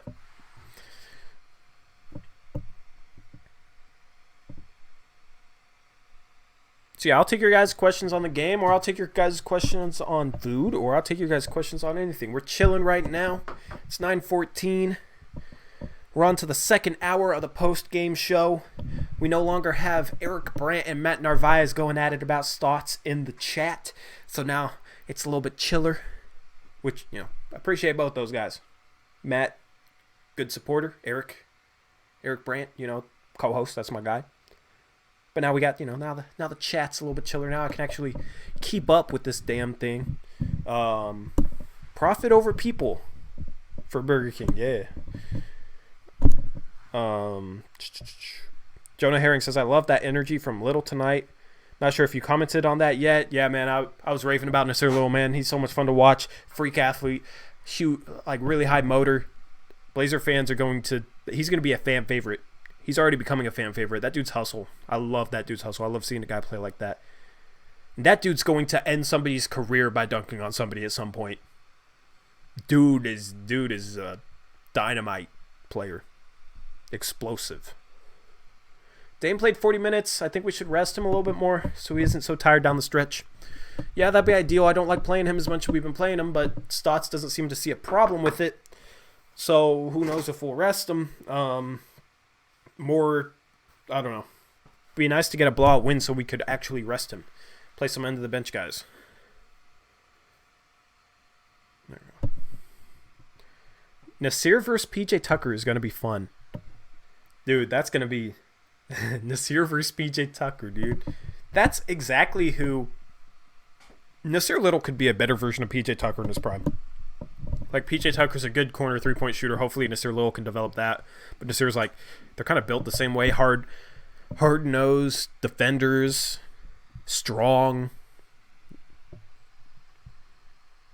Gotta go watch the Ducks. Are Ducks playing right now? I'm not a Ducks fan, but I do love college basketball. Oh, there's probably college football. You're probably talking about college football because it's Saturday. I'm not a fan of college football, honestly. 4 teams in the playoffs. I'm a Huskies fan. Don't hate me. Don't hate me. Don't leave the chat because I'm a Huskies fan. I apologize, but I'm a Huskies fan. I'm from Washington. I'm from the state of Washington. I'm from Vancouver. So it makes sense for me to be a Washington fan over an Oregon fan. I'm from the state of Washington. So, yeah.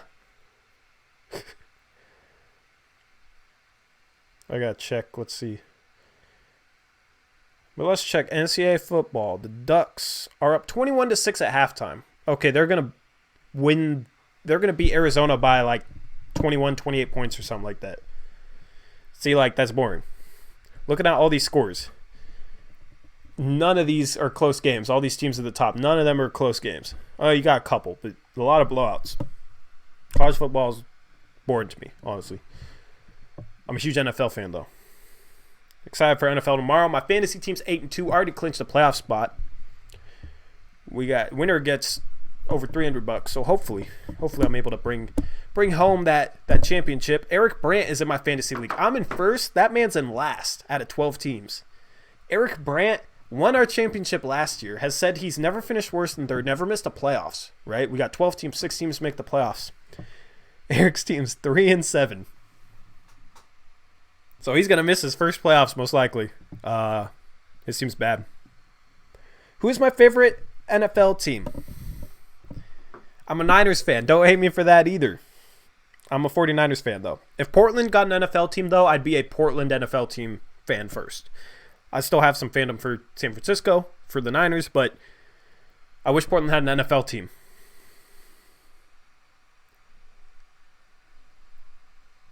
Diehard Blazer fan. If you're from Washington, why are you a 49ers fan instead of a Seahawks fan? Because I learned the game of football watching the 49ers. My father was a 49ers fan. I'll admit it, my father was a bandwagon 49ers fan. He was a fan because he loved Joe Montana, Jerry Rice. But I grew up learning football by rooting for the 49ers alongside my dad. So it just got kind of handed down to me. Weirdly enough, he was a Yankees fan, but we never really watched baseball together. So I became a Mariners fan once I started living. Like, we were initially from Vancouver, Washington, but my father was in the Army, so we, like, moved around a lot. Finally, like, settled down permanently in Vancouver when I was, like, 8. So I became a Mariners fan, sadly. Because the Mariners suck. But we never really watched baseball together. He was a bandwagon Yankees fan, bandwagon 49ers fan. I watched football with him, never watched baseball, so I became a 49ers fan through that. Seahawks and 49ers are my 2 favorite teams. Both those teams are looking great right now. Even more people would be here if not for the Ducks game on right now. Yeah, I figured. We did hit 100. That's a good number to hit in a post-game stream. I know this losses get a few more views. I think people like hearing me rant. I think it's entertaining for people. Diehard Blazer fan says, we were talking about food. What's wrong with football? Yeah, we're just chilling. We're just chilling. I'm down to stream. I'm down to keep streaming. I'm down to make this a 2-hour stream. I like chilling in here, man. We covered the game a lot. A's and Raiders for Kyle Parker. That's Bay Area. I wish the A's would relocate up to Portland. I wish we had a baseball team or a football team. I noticed that there's a lot more NFL fans that are fans of a team that's not from their area, more so than like basketball or baseball. That's what I've noticed. Like my friend group in high school we had a Jets fan, we had a Eagles fan, we had a Patriots fan, and a Niners fan.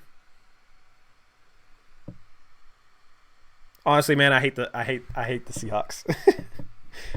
If you guys are Seahawks fans, that's fine, man. But I went to a couple games when I was a kid, and just the treatment I got when I was a kid, when I was like 12, 13, 14 years old, made me just hate the Seahawks, man.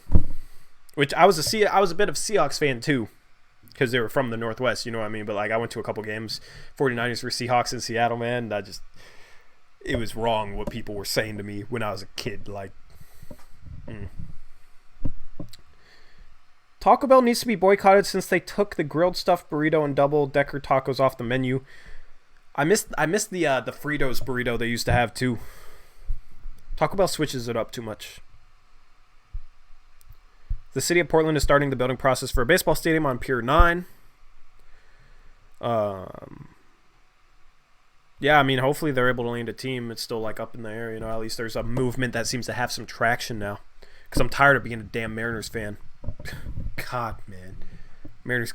I've never seen the Mariners make a playoffs.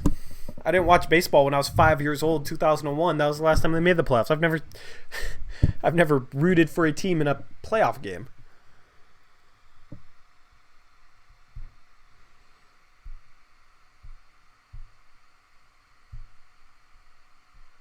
One of my friends is a Clippers fan because he got drafted by them in 2K. I always laugh at stories like that. Yeah, I remember the Portland Beavers minor league team. I used to be a lot more of a MLB fan than I am now. I was an MLB fan, and I was a huge NASCAR fan. When I was a kid, dude, I loved NASCAR.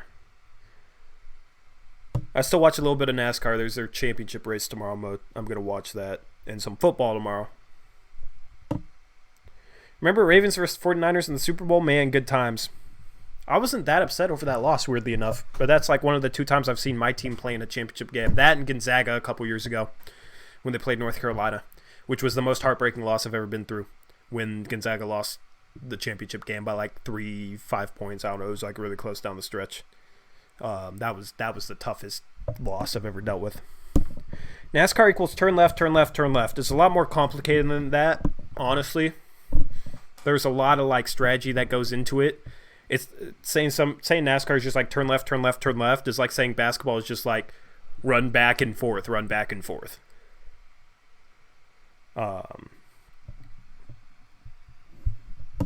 Like I want to shoot, dude. In the future, I want to start like a gaming channel. But like with everything I'm trying to do with this channel right now, and like I don't have like a setup, like I need it to not take that much time to upload videos to a gaming channel. But in the future, that would be cool to do because that's kind of how I unwind. I know I'm just messing.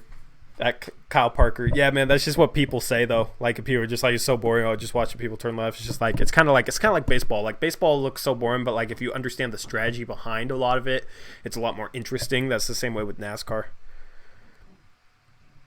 I built a PC. What games do you like? Survival shooter. My favorite game's Rocket League. I love Rocket League. It's the closest thing I've played that feels like playing an actual sport. So if any of you guys play Rocket League, I'm a champ 1. Been trying to get better lately. My mechanics aren't great, but like my IQ is good. Rocket League's my game. I play a little bit of Fortnite, but I'm pretty trash. But I want to do like iRacing, which is like simulation, like very realistic simulation racing.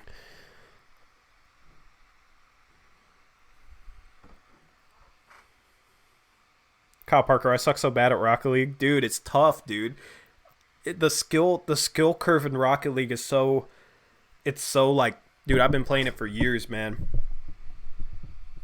I've been playing Rocket League for years. I love Rocket League, dude. Like, dudes, like, there's still so much that I need to get better at with that game, even though I've been playing it for years. Like, there's just the skill curve is so, like, steep. Do I play Red Dead Redemption? No, I don't. I don't play, like, Call of Duty or Red Dead Redemption or those types of games.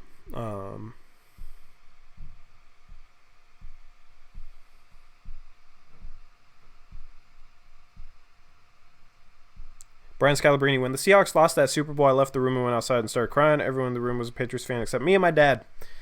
I was at a watch party with a bunch of Seahawks fans, and I was the only one rooting for the Patriots. So it was kind of opposite situation for me. But yeah, that's tough, dude.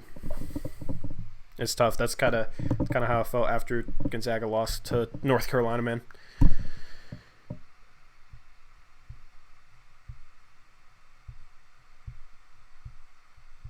Devin Gray says, give yourself 6 months before giving up. Like, take your losses and you'll see yourself improve a lot. I assume you talking about Rocket League, or what are we talking about? Is Ja already the rookie of the year? I think Ja's the rookie of the year. I think New Orleans should have taken him first overall. I think he's going to be a better NBA player than Zion Williamson. I was saying that on draft night. I think Eric feels the same way too. That dude's just so skilled. Ja Morant was a safer pick than Zion Williamson. Zion Williamson is a freak athlete, but like Ja Morant is the more skilled player. And he doesn't have the same injury concerns. Devin Gray, yes, Rocket League. Yeah, man, you have to be patient with Rocket League. It's just like learning any sport. That's the thing, man. Nothing feels closer to playing an actual sport since you control literally everything. It's not like 2K where you press a button, it triggers an animation. Like you have total control over exactly everything that happens. I'm not a Patriots fan. Dame Dollar says, okay, everyone subscribe. He's a Patriots fan. No, I'm not a Patriots fan. I was just rooting for the Patriots. I'm not a Seahawks fan, man.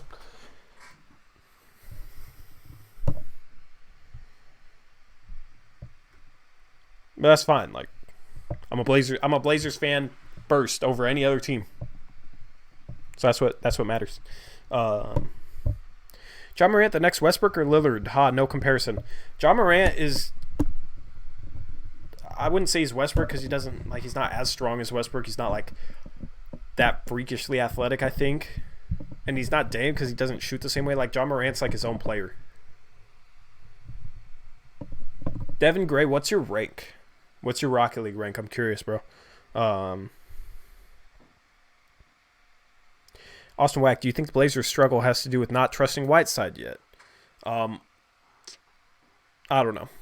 They need to feed Whiteside a little bit more. Dude gets hot and we look away from him. Like he was hot early on tonight and then he didn't really touch the ball for the last 16 minutes of the first half. Tyler Harrow, he's real nice. Tyler Harrow's good. John Morant, the next John Wall. John Morant's so much craftier than John Wall, though. Like, John Wall was just freakishly quick, and he was strong. John Morant's a little different. If you were to redraft the 2018 draft, would you rather see the Suns pick Luka? Luka with Devin Booker would be scary. I would not want that to happen. AM, it's Tori. I made the same mistake. AM called me Tort. I'm Tort. I'm Troy. It's all good. As long as you guys don't say Tori. That's the spelling I never liked, man, because that was like the female spelling. So I'd always get Tori. I was always told, oh, your name's a female name, a girl name. You have a girl name growing up. But it was like, there's been so many athletes with the name of Tori. You got Torrey Craig in the league now. You had Torrey Hunter. Torrey James was a football player. Torrey Krug plays hockey. Torrey Pudwell was like a professional skater. I don't know. I know a lot more people named Torrey that are guys than girls. How long is Collins out for? Till March. Sometime in March. Torrey Daniels. It's Troy Daniels.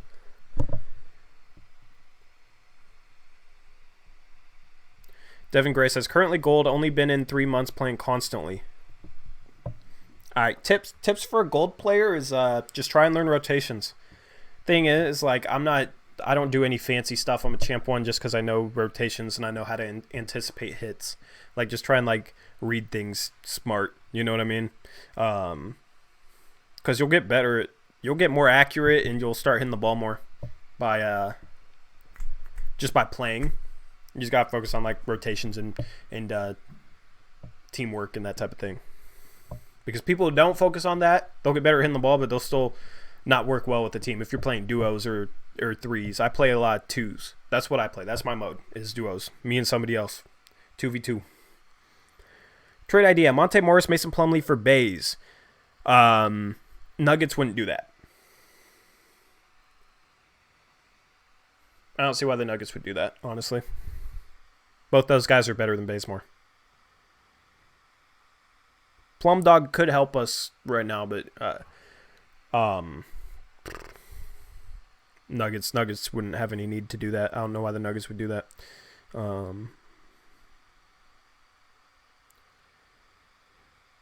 AM Production says, I made 2 trade options on an NBA simulator for Portland. They were both a success. What did you trade?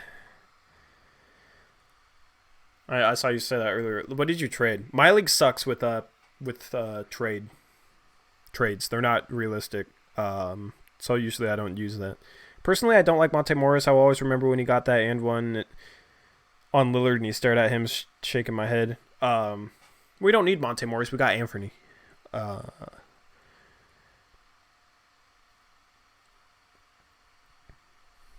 We could use another point guard for depth in case like one of our 3 guards gets hurt, but like not a guy who like needs to play. That's the thing. Monte Morris is too good to not play.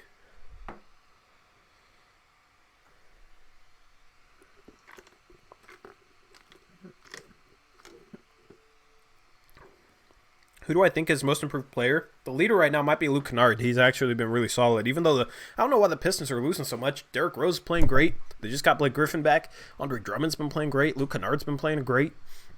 I don't understand why that team is 4-9, but Pistons are 4-9, which means they might decide to trade Blake Griffin. And as we know, Olshey always gets his guy. Think about it. Hazonia didn't sign him last offseason, even though he tried to. Got him this offseason. Carmelo struck out on him twice. Just got Carmelo. It's been a thing in the past. Olshey gets his guy. Even if it's like 2 years after the fact. Blake Griffin. Olshey drafted Blake Griffin. Blake Griffin would be great for this team if he's healthy. So that's the thing. I'm rooting against the Pistons. I want to see him trade Blake Griffin. Because that could be our best path to having a chance at the championship.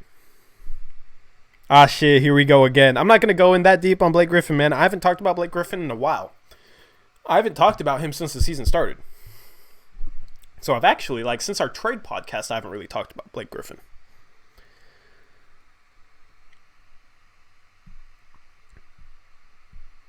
Has Sekou Doumbouya played yet? No, I don't even think he's made his debut. That's a guy I was interested in watching.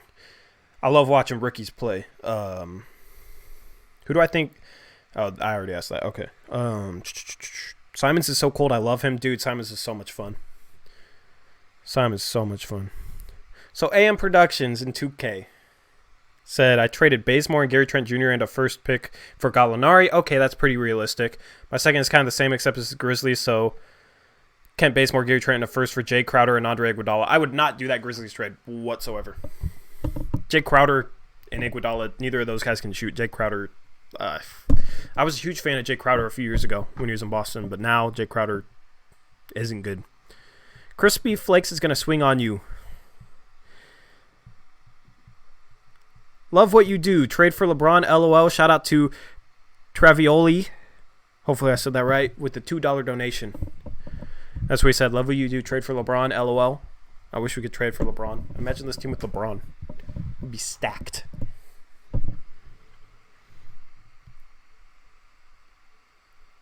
I don't really want K-Love either. Diehard Blazer fan. I'm not a huge fan of K-Love. I will do like a trade. I need to like cover more trade stuff, trade possibilities and whatnot. I was planning on yesterday's podcast being a trade podcast, and then Melo signed. So we scrapped that. Me and Eric just talked about Melo, among other things. But I haven't looked at NBA scores so far tonight. I'm going to look at NBA scores. Let's see here. I'll update you guys on some NBA scores.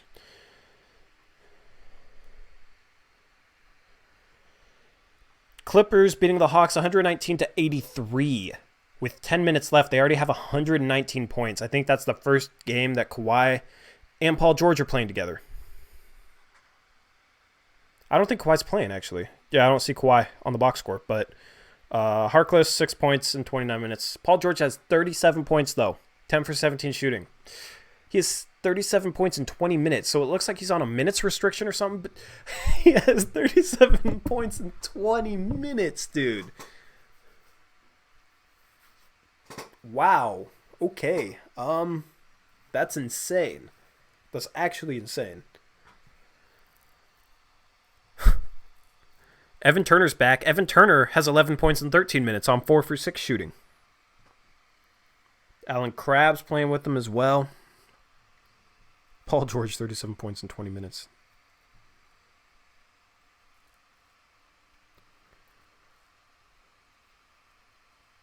Nets beat the Bulls 117-111.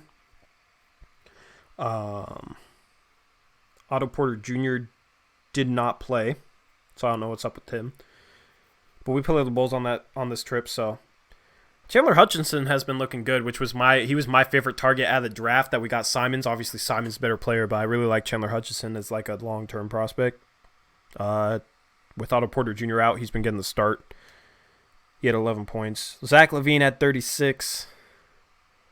Zach LaVine's having a good season. Spencer Dinwiddie 24. Kyrie didn't play. Wow, a lot of big name players out tonight.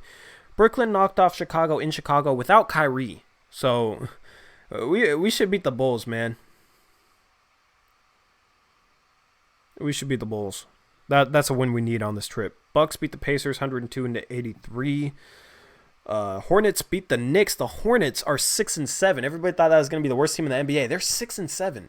They could be a dark horse playoff team.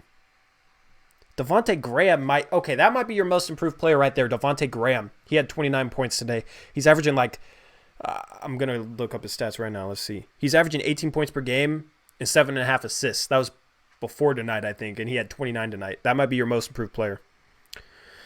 RJ Barrett, 22. Knicks are 3-10. Hornets are 6-7. That's something that I did not see coming. Rockets beat the Timberwolves 125-105. James Harden had 49 points, but took 41 shots to get it. He was 16 for 41, 8 for 22. He had over 23s tonight. I saw something that said that it was the 5th time in his career that he shot more than 23s in a game. Only 13 times has a player shot more than 23s in a game. He has 5 of them.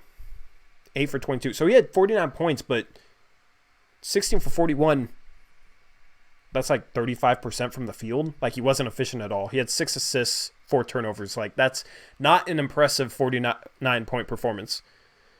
Westbrook didn't play due to rest. Chris Clemens had 19 off the bench. Yeah, so they were starting Austin Rivers, Ben McLemore, Tyson Chandler, PJ Tucker around James Harden. That's why he shot so much. He didn't have anything around him. Gary Clark, Fabo Cephalosha, Isaiah Hartenstein, and Chris Clemens was their bench. So that's a team that's not that deep right now. That's a game we could win. You know, Westbrook's going to play, but other than that, other than those top 2 players, that team doesn't scare me at all. Let's see what Layman did, actually. I just closed out of it. Let's see what Layman did. Layman's been a guy I'm watching this season. Layman had 21 points on 9 for 14 shooting, 3 for 4 from the three-point line, 5 rebounds, 2 assists. Also had a steal and a block. I dropped that video saying I don't like letting Jake Layman go for free and replacing him with Mario freaking Hezonja. Was I right, or was I really, really right? I got so much heat for that video, man. Shout out Travioli for another $2 donation. Fear the Turtle. Damn, I miss Jake. I miss Jake too, man. Appreciate the donation.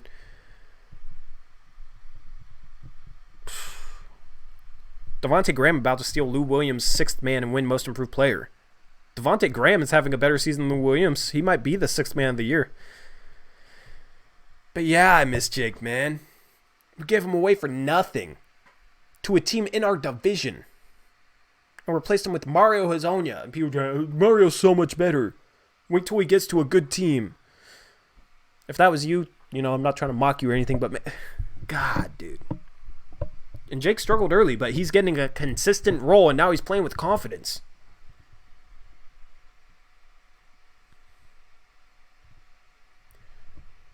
Karl-Anthony Towns, 27 points, 15 rebounds. I might make a follow-up video about how that was a mistake, man. We're so thin at the 4. I wish we had Jake playing the 4. God, dude.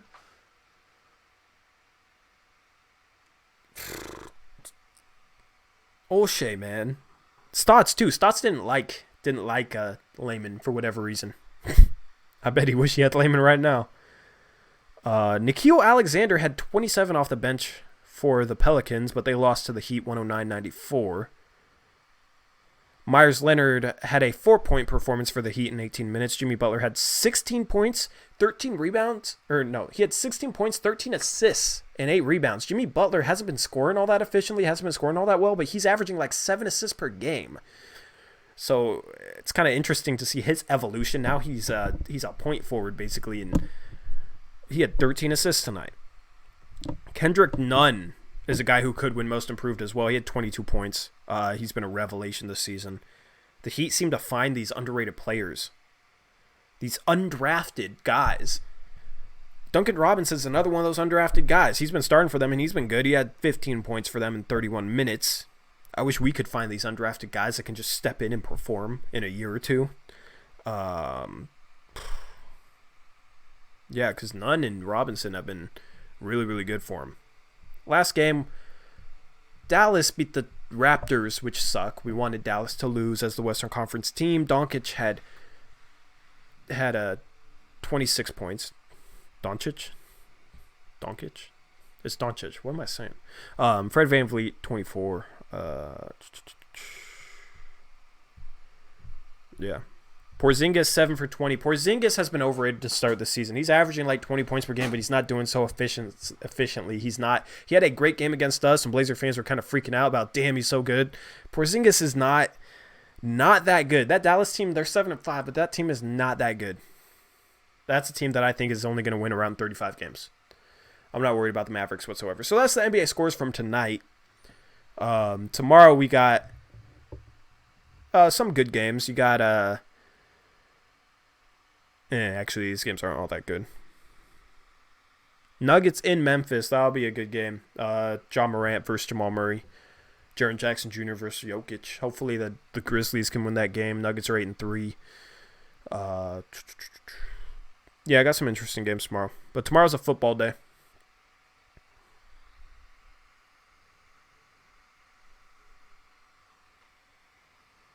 Do I miss Harkless or Aminu? I mean, right now, because we're playing Mario Hezonja. Bad versus good. Can you give me a recap of how Damian did tonight? Damian did not shoot efficiently tonight. Forced a couple bad shots. He was 4 for 19, but he did get 13 free throws. So he had 22 points on 19 shots. That's not horribly inefficient. Even though like his field goal percentage was barely over 20%. Dame just looks a little bit gassed. But he had 6 assists. He just kind of just took a backseat. You know what I mean? And it wasn't like he was missing bad. Dame just didn't really have it tonight, which is going to happen. CJ picked it up though. CJ played great. Shout out to Bad vs Good for the $2 donation though. Appreciate it, bro. Fred can win Most Improved. Fred's playing like 38 minutes per game though. He's getting like 18 points per game on 38 minutes per game. He's just been playing a ton. Like Fred hasn't been that much better than last season, I don't think. Check your PayPal. Oh, for sure, bro. For sure. I was looking at scores. I have so many notifications on my phone. If you donated to me on PayPal, I greatly appreciate it. Let me check that real quick. Because PayPal, that's the thing, is I get all of it, where YouTube just takes a percentage. Okay, come on, what the hell? That's why I leave the PayPal link if you guys want to donate through that. Shout out to Robbie Stackhouse, $10 donation. Appreciate it, bro. Huge shout out to Robbie Stackhouse. You my dude. Forgot about PayPal, my B-dog. It's all good. I like the donations through here because they're easier to see, and I like the little colored, thing that pops up. Super chats are cool. It's not a huge deal either way. I'll just leave it in case you guys, didn't want to give 40% of your donation to Google. You know what I mean? So, but appreciate it, Robbie. Appreciate it. Bad versus Good. Appreciate all your guys' support, man. I love this community. Love this community, man. This is hella fun. A lot more fun in a win, too. I have fun in a loss. But it's nice to have a chill stream. Kick back and relax for a bit. Dame had some clutch free throws down the stretch. We were clutch from the free throw line down the stretch. That's something that I do want to check. Is our free throw shooting that fourth quarter or that second half? Okay, why is ESPN glitching on me?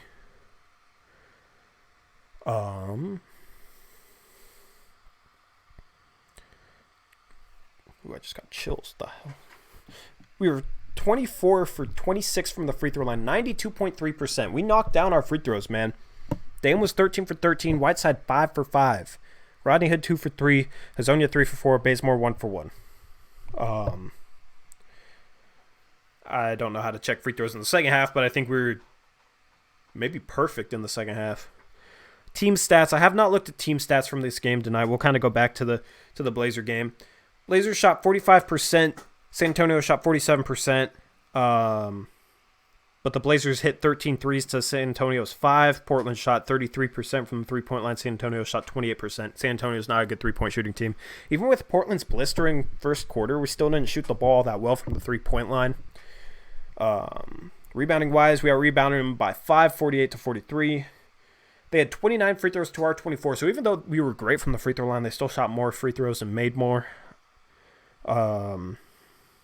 We had 9 offensive rebounds to their 7. We had 21 assists, 16 in the first half. We had 5 assists in the second half. That just shows the difference in ball movement from that first quarter, because I think we had 10 assists in the first quarter, only 11 assists the final 3 quarters. That ball movement in the first quarter was so much fun to watch. I wish we could play like that more. Hopefully we'll play like that more in the future. They had 8 steals. We only had 2. They had 7 blocks. We had 4. We had 12 turnovers to their 10. We scored 15 points off their turnovers, though. They only scored 6. So we had a couple more turnovers than them, but we beat them in the points off turnovers battle. Points in the paint was close. We usually have a lot less points in the paint, but we had 42 points in the paint. They had 44. Fouls, we had 20 fouls. They had 17. Technical fouls, we had 2. They had 3. I don't remember our 2 technical fouls. I think one of them was 3 in the key. I don't know if they count those, though. Largest lead, we had a 23-point lead. They had a 15-point lead, so that's a 38-point turnaround. I've been saying 37-point turnaround. That was a 38-point turnaround. I did not think we could come back from that, but we did. That was a huge win to get. So now we sit at 5-8. It'd be cool to have like some graphics where I could like display like scores or whatnot. When I have extra monitors, I'll be able to like switch in like a computer where I can like switch screens easily. Like maybe I could do it with this computer without it lagging. I don't know. It'd be cool to like have a page with like NBA scores and just like different graphics for this live stream. I will try and take this to the next level when I have a computer that doesn't like freeze when I get off this the software page, because I have my broadcasting software open. That's about it. If I go into something else, the stream here, I'll show you too. This is what happens to the stream if I go into a different page. Like, I'm probably lagging like crazy right now because my CPU can't handle opening up a different page. So yeah, you see how laggy this is?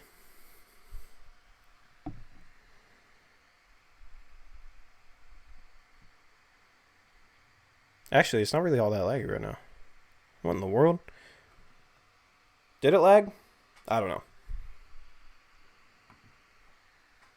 If it's not, then that's the first time it hasn't lagged when I exit out my broadcasting software. But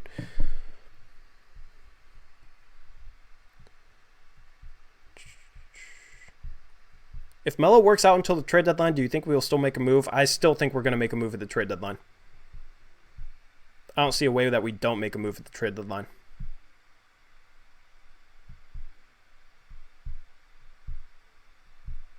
You want my hat? I don't even remember where I got it.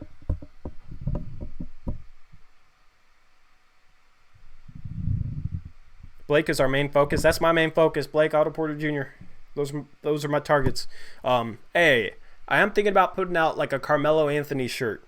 I'm working with Anime Jake on that. I don't know if Anime Jake is still in here, but working on Anime Jake on that. What's my PayPal? There's a link in the description.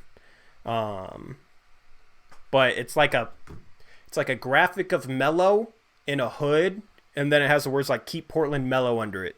Hopefully you guys will like that. That might be like the first shirt I put on sale. Brian Scalabrini says, Tori, remember what I said about Kyler Kelly? Who's Kyler Kelly?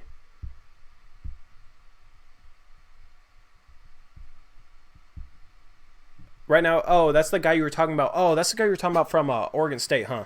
Right now, he's averaging 12.7 points per game, 5.3 rebounds, 1 assist, 3.7 blocks, and shooting 54.5% from the field. Do you think those type of stats he can get drafted? So he plays for Oregon State. Who has Oregon State played?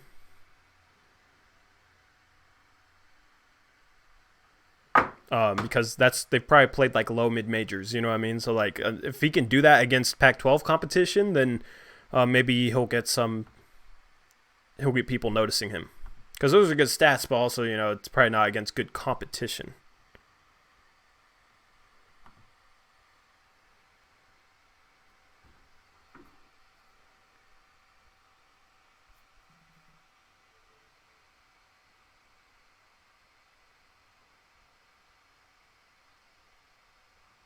Did Melo play? No, Melo did not play. He won't play until Tuesday at the earliest, which is against New Orleans.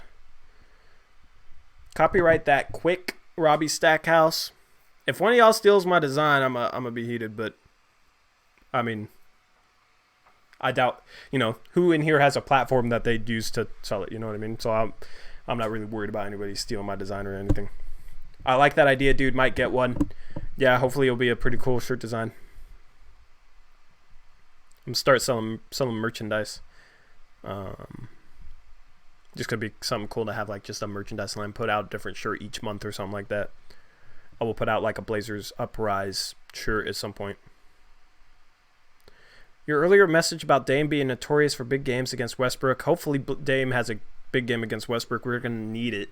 That's gonna be a tough team to beat, but that would be a huge win for us to get. Shout out to Travioli, another $2 donation. Best guess, how many minutes does Carmelo average? I think about 15 to 18 points, or not points, 15 to 18 minutes per game, maybe as high as 20 minutes a game. It's a good average for Carmelo. Dude probably doesn't have his win yet. He hasn't played NBA basketball in over a year, so. I wish the Pistons signed Melo. You guys got good bigs off the bench, though. Markieff Morris is playing great, and Christian Wood was a great underrated pickup. He's been killing it. I don't even think Carmelo would really see the floor. Robbie Stackhouse says, yo, I'm headed to bed. Have a good night. I'll buy a shirt. Go Zers. Solid win. We going to beat Houston. Appreciate it, man. Appreciate the donation. Hope you have a good night. Thanks for tuning in. I'll catch you later.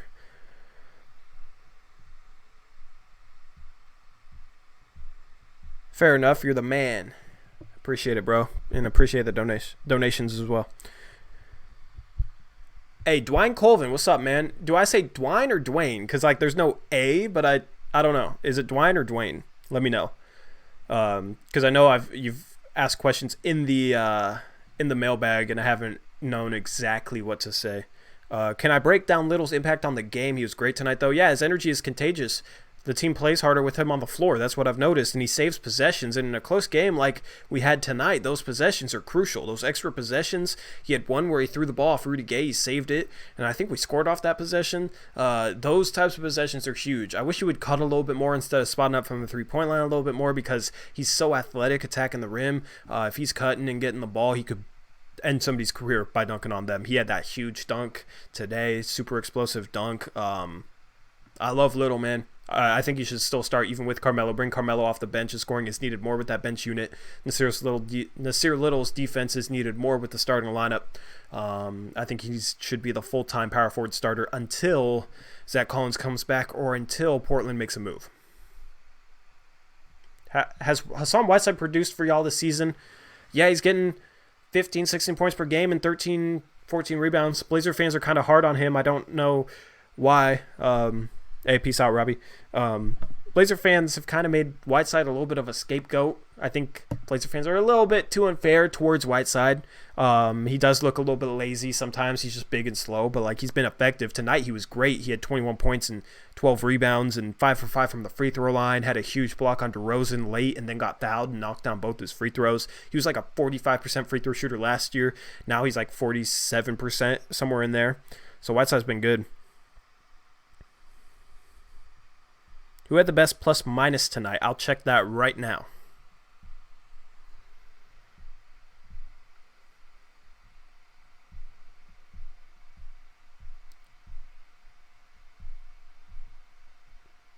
I think it was probably Whiteside. That's who I'm guessing. Lillard had a plus 18. Rodney Hood had a plus 16.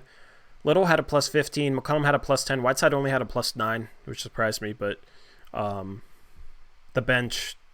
Anthony was a minus 18. Bazemore was a minus 11. Hazonia was a minus 10. Labissiere was a minus 4.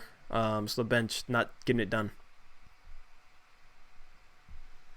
What's funny is the highest plus minus for the Spurs was Marco Belinelli, who was a plus 19, even though he was 0 for 4 from the field with 0 points, 1 assist, and a turnover and a rebound. That's why you can't base too much off plus minus. Because like the next closest guy was Lonnie Walker, who was a plus 11. The next closest guy after that was Rudy Gay, who was a plus 3. Marco Belinelli was a plus 19 in only 14 minutes. He was in during that huge run they had. Their best player tonight was definitely Aldridge. Aldridge dropping 30 points and 13 rebounds. Blazer fans are kind of used to that from Aldridge. DeMar DeRozan struggled tonight, 16 points on 4 for 15 shooting. 7 rebounds, 5 assists. He is a good distributor, so he is able to create plays for others even when his shot's not falling.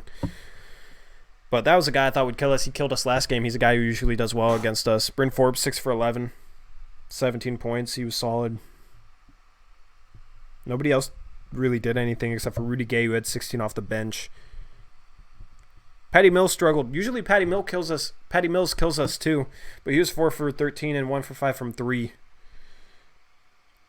Spurs fall to 5-8 too. They had that hot start and people were like, "Damn, the Spurs look good." They had I think they started 3-0, maybe 4-0, but they've lost 5 in a row now.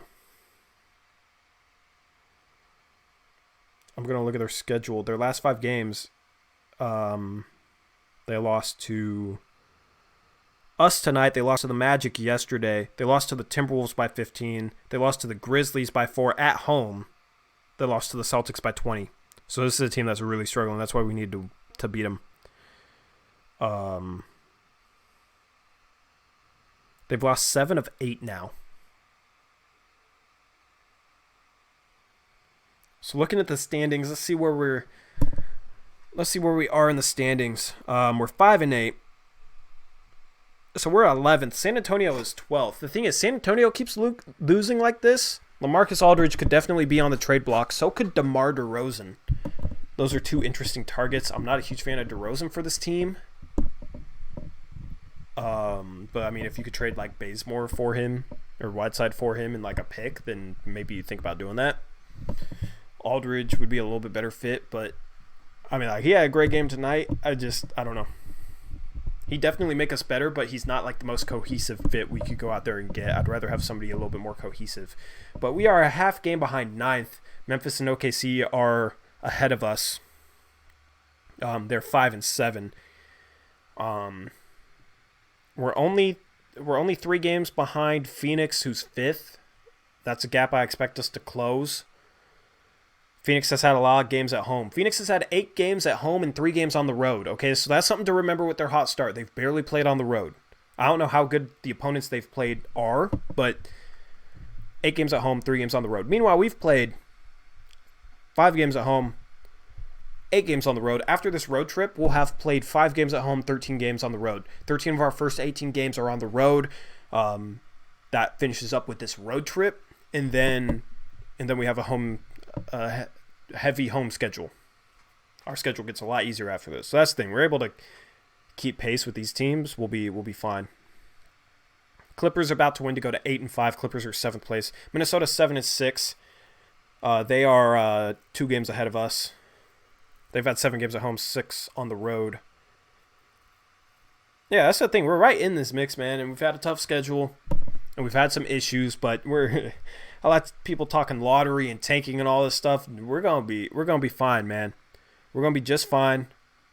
If we beat Houston, that would be a huge win for us. If we beat Houston, we'd have a chance at a 5-1 road trip most likely. I don't think that the Bucks is a team that we could beat. I mean, you know, I'm not gonna say we can't. I'm not gonna say, you know, never say never, but this Houston game could be huge for us. And if we lose, we'll still be fine. We'll still have 3 games that are easily winnable on the road. Then this trip to go 4-2. But if we go 5-1 on the road trip and then this road trip 9-9, we'll be on pace for 50 wins.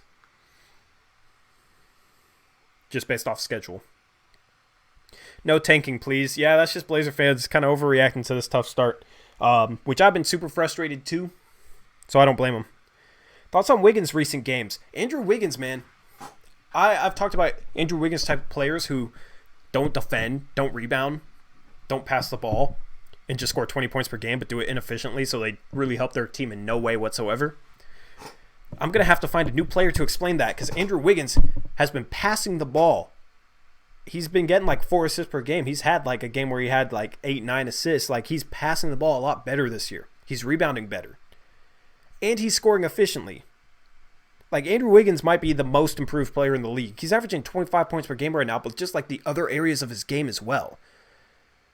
Like his efficiency is up a lot. His scoring volume's up a lot. His passing's better. His rebounding's better. I don't know about his defense, but he just seems more bought in from the little bit I've seen out of him. Like he's a dark horse all-star candidate. Like he's been looked at as a bust. If he's playing like this, man.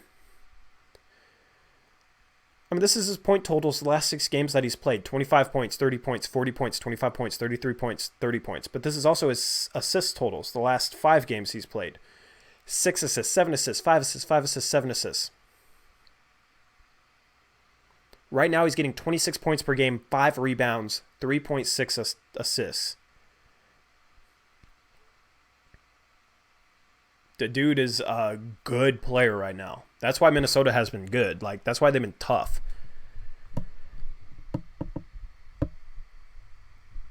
And the thing is, he's getting those 26 points per game and only 34.7 minutes per game. So he's not playing minutes like a Dame or CJ is. He's shooting 48% from the field, 36% from 3. That's efficient. His true shooting percentage is a 56%, which isn't that great.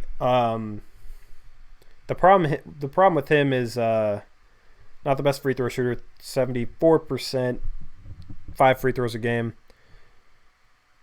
Yeah, I don't know why his true shooting percentage is low. I thought it'd be higher than that, but he's efficient though. It's a lot better than it was the year before. The year before he shot 49% true shooting percentage. So 49% to 56% true shooting percentage. That's a huge uptick. That'd be a career high for him right now. Yeah, Andrew Wiggins is good, man. I've always trashed that guy, but this year he's been good.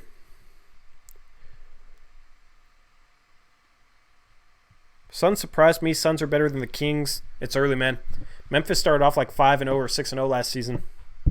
And Suns have had 8 games at home and 3 games on the road until they face some tough teams on the road. The jury's still out on that team. I don't think they're as good. I think they're overachieving a bit. I don't think they're as good as they've played. And they've had an easier schedule than most. So Whiteside is going to be a problem for Giannis. Nurkic was giving him problems. Yeah, I mean, yeah. And what, you put Nitsir Little on Brook Lopez, maybe? I mean, that might be the move.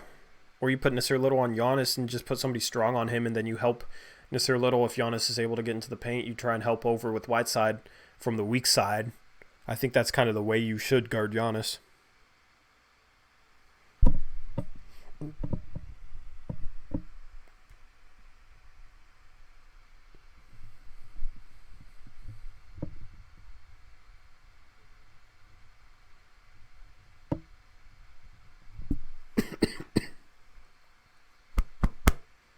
Whoa. I'm just checking a couple things.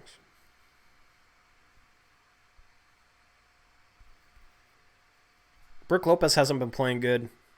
Yeah, but that dude's a good player. Like, I expect him to break out of that. I think he's just slumping. But he might be getting old, becoming washed up. I'm not sure.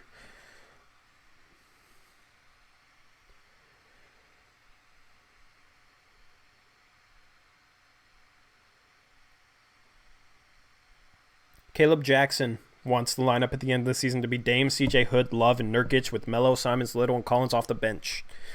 I prefer Dame, CJ, Otto Porter Jr., Blake Griffin, Nurkic with Simons, Hood, and Collins off the bench. And then the 9th guy like Little or Melo. Or maybe a buyout candidate. That bench with Simons, Hood, and Collins would be legit. And our starting lineup would be insanely good if healthy. You know, you have some health concerns with Otto Porter Jr. and Blake Griffin, but if those guys are healthy, you got Lillard, McCollum, Otto Porter Jr., 40% plus three-point shooter. He can make plays off the dribble a little bit and can defend. So you get that small forward that's like an elite shooter. Then you get the playmaking four who can shoot, but also like when teams trap Dame, you get it to Blake Griffin. That dude's great at making plays with space, which you'd have if teams trap Dame or CJ. And he's a legit scorer, good pick and roll partner, but he can pop and space the floor, and then get like 5 assists per game, and he's a solid defender. And then Nurkic, rim protector, high post passer, run a lot of sets with like Nurkic as the high post passer, but you'd have like 4 good shooters around him who can all like score. That team would be deadly, dude. We would have a legitimate chance of winning a ring with that team. For Blake, I'd give up, I mean, maybe in that deal, 2 first-round picks, Nasir Little and Hassan Whiteside. I know Blazer fans don't want to see Little go, but like if you can get somebody like Blake Griffin for that, then you'd have a pick left over that you could trade for Otto Porter Jr., but maybe you could get him just for Bazemore and second-round picks, Bazemore and Scow and second-round picks. That way you could keep Simons, keep Collins, and keep Hood. Hood would go to the bench. You'd have Hood, Simons, Collins off the bench. That'd be a great bench, especially with how good that starting lineup would be, and it would be cohesive, man. That is my absolute dream. Olshey always gets his guy. He tried to go after Otto Porter Jr. at last year's trade deadline, almost got him. Blake Griffin is a guy that he drafted and had in Los Angeles when he was the GM of the Clippers. So those 2 guys are his guys. You know what I mean? He got Melo, who they went after the past couple of years. That's his guy. Hazonia, they struck out on last offseason. They finally got him this offseason. That's his guy. Olshey gets his guys. So that's the dream, man. That's the dream. That starting lineup would be able to go up against anybody. Us and the Clippers would be the top. We would be better than the Lakers with that team. Just like it'd be so cohesive of a fit. You got the big wing that can play some defense and go up against Kawhi, Paul George, LeBron, guys like that. And then you got Blake Griffin to help beat traps, elite scorer, great passer for a power forward. We'd have Gasol in case of injury. You know what I mean? Like, yeah, that team would be so talented, but also cohesive at the same time. Collins would be your third big. He could get a lot of minutes. And then you'd have Melo or Gasol next to Collins, depending on how the other team, depending on what we needed at the time. Yeah. Even with Blake, no way they can pass the Clippers. I disagree. If you had Blake Griffin and Otto Porter Jr., we could beat the Clippers. We would be a top 4 contender. Top 4, top 5 contender. We need Kevin Love. Blake Griffin's better than Kevin Love. I'd rather have Blake Griffin than Kevin Love. They're both injury prone, but Blake Griffin is a playmaker. He's a passer. He's a better option when teams trap. And he's borderline just as good as the shooter. I mean, like, Kevin Love shoots more on volume, but last year, like, Blake Griffin shot 36%. Give me Blake Griffin.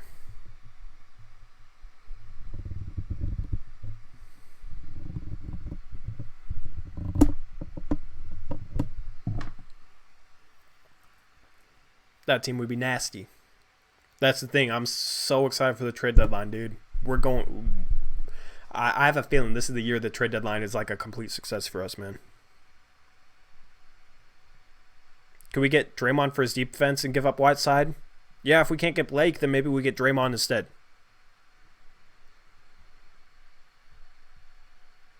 You'd probably do Whiteside for Otto Porter Jr. and then Bazemore for Draymond. Otto Porter Jr. and Draymond would be 2 really good defensive forwards. And Draymond would be that playmaking forward instead of Blake Griffin. Yeah, Draymond is an option if we miss out on Blake. Getting that playmaking 4 would be important. Olshey is going to gift you Blake Griffin for Christmas. That's the thing. If Detroit keeps playing this bad, we might be able to get Blake Griffin before the trade deadline. Like, they might decide to blow it up at Christmas and tank if their record is that bad. They're like, okay, why even try? This team isn't going to do anything. We already have a really bad record, even though we have our roster playing really well. Like, we have a bad record. Let's just have a bad record for the entire season instead of trying to like catch up, even though we can't. You know what I mean? So like, let's get rid of our good players so we can keep on being bad, if that makes sense. So we can tank and get a great pick. So if they have a bad record around Christmas time, Blake Griffin might be on the market before the trade deadline. And then we could have, our power forward replacement, our legit power forward replacement sooner. And that would help us win more games, get us a better seed.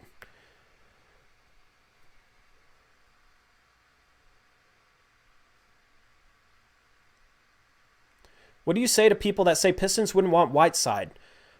If they're going to blow it up, they're going to want expiring contracts, young assets, picks. Okay? Whiteside would simply be an expiring contract. They're not trying to win games if they're going to blow it up. If they trade Blake, they're going to blow it up. They're not going to trade Blake for a piece to try and win. Like the only way they trade Blake is if they're trying to blow it up. Okay? So it's not going to matter who they get back if it's an expiring contract because they're literally just trying to get out from Blake Griffin's salary and get like picks and young assets to help jumpstart their rebuild. That's what teams in that type of situation do. So it doesn't matter who they get back if it's an expiring contract. What matters is the picks and young assets. So it doesn't matter if they get Whiteside back. They would honestly probably buy out Whiteside, and he would be on the buyout market, and he could go join a contender or something. Yeah. Or they trade Drummond too. And then Whiteside would be their center, and they get back, who knows what they get back for Drummond. Maybe they trade Drummond to Atlanta, who needs a center. Maybe Atlanta is able to, like, start winning some games and maybe be a contender for that 8th spot in the East. And maybe they trade, like, Chandler Parsons straight up for Drummond, Chandler Parsons and picks or something. So Whiteside would be their center. You know what I mean? I don't know. They just need expirants. Can we get rid of Tolliver, please? I'm fine with Tolliver being on the team if he's not playing. And he's not playing right now, so I'm not really worried about Tolliver. Tolliver is frustrating, but yeah.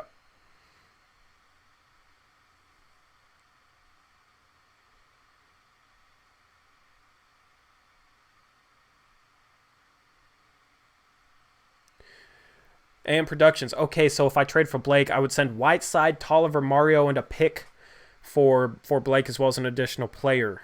I just do a Whiteside and Gary Trent Jr. Or no, Whiteside and Little. Whiteside, Little, and 2 picks probably is like your starting offer if you're Portland. I know fans don't want to give up Little, but that's a good young prospect who is highly rated, who's better than his draft stock. They'd value him as like a young asset. You know what I mean? And we're not relying on him to win this year. You know what I mean? We have some good young players. They'd value him and then 2 picks and an expiring contract. So next year, Whiteside they probably wouldn't bring back. They'd have Little and 2 first-round picks, though. Not a horrible package. And then and then you'd still have Bazemore. And Scalabissiere you could add to that. That would be like $21 million in salary. Then you could bring back a guy making like $26.5 million. I don't know. You'd be getting close to like getting back. You could throw in a Tolliver too. And that would be enough salary to bring back Otto Porter Jr. When is everyone eligible to be traded? I am confused on that. Free agents that were signed this past offseason are eligible to be traded December 15th if they were like just like a free agent that signed with a different team. So guys like Tolliver, Hazonia, guys like that. Guys who signed extensions, it's a little bit different. So CJ McCollum is eligible to be traded January 30th. Draymond Green is eligible to be traded February 3rd. The deadline's like February 6th or 7th. I think restricted free agents that are signed to an offer sheet are eligible to be traded on January 15th, not December 15th. Yeah, I think that's kind of how it works.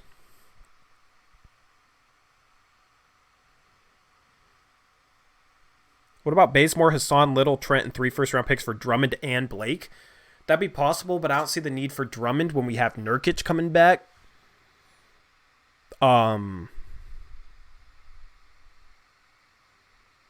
Yeah, we'd have Nurkic coming back. Drummond and Nurkic can't play together. Then when we have Collins come back, there wouldn't be enough minutes for Collins probably. I don't know. I wouldn't add value to get Drummond. I'd rather, maybe like Drummond goes to the Bulls and we get back Otto Porter Jr. That's a 3-team trade or something like that.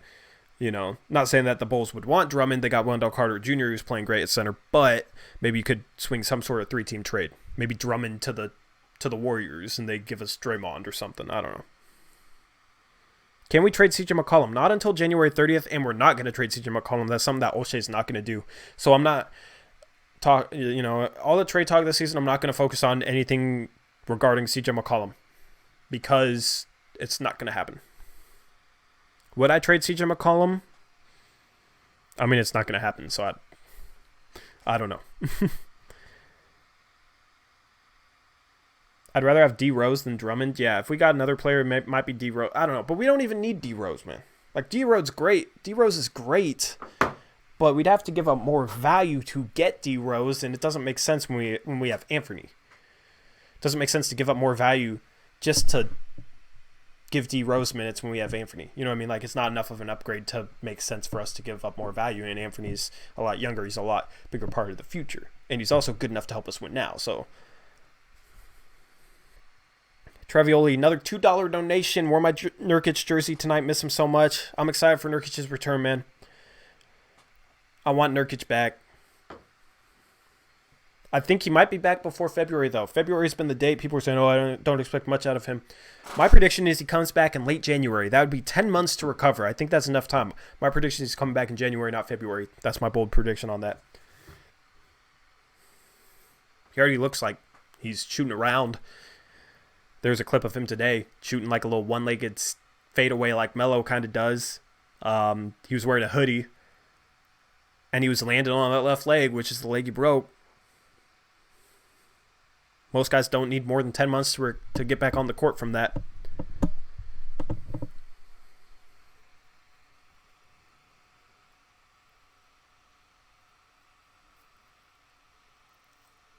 Caleb Jackson, we should trade Dame for Westbrook because Westbrook is better.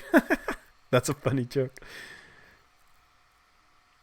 Why don't Blazer fans appreciate Anthony? He a beast. Blazer fans do appreciate Anthony. Blazer fans love Anthony. Some want like Derrick Rose, though. I don't know why. Anthony's great. Such waste of talent. Why do we definitely need to trade Whiteside? Whiteside's been good for us. Whiteside gets too much hate. Too much heat. He was great tonight, too. Whiteside was great tonight. But he's an expiring contract that could get somebody better at a position that would make more sense to have a good player at, because when Nurkic comes back, man, and then Collins comes back, and we are, hopefully Gasol will be back at that time. Like, we'll be fine on big man Scowls, the center, too, in case of emergency. Like, I want to trade Whiteside just because he's an expiring contract, which can be helpful, and then, get somebody at like small forward or power forward for Whiteside. He looks lost every game. He looked great tonight, man. Caleb Jackson, I know you were joking about Russ.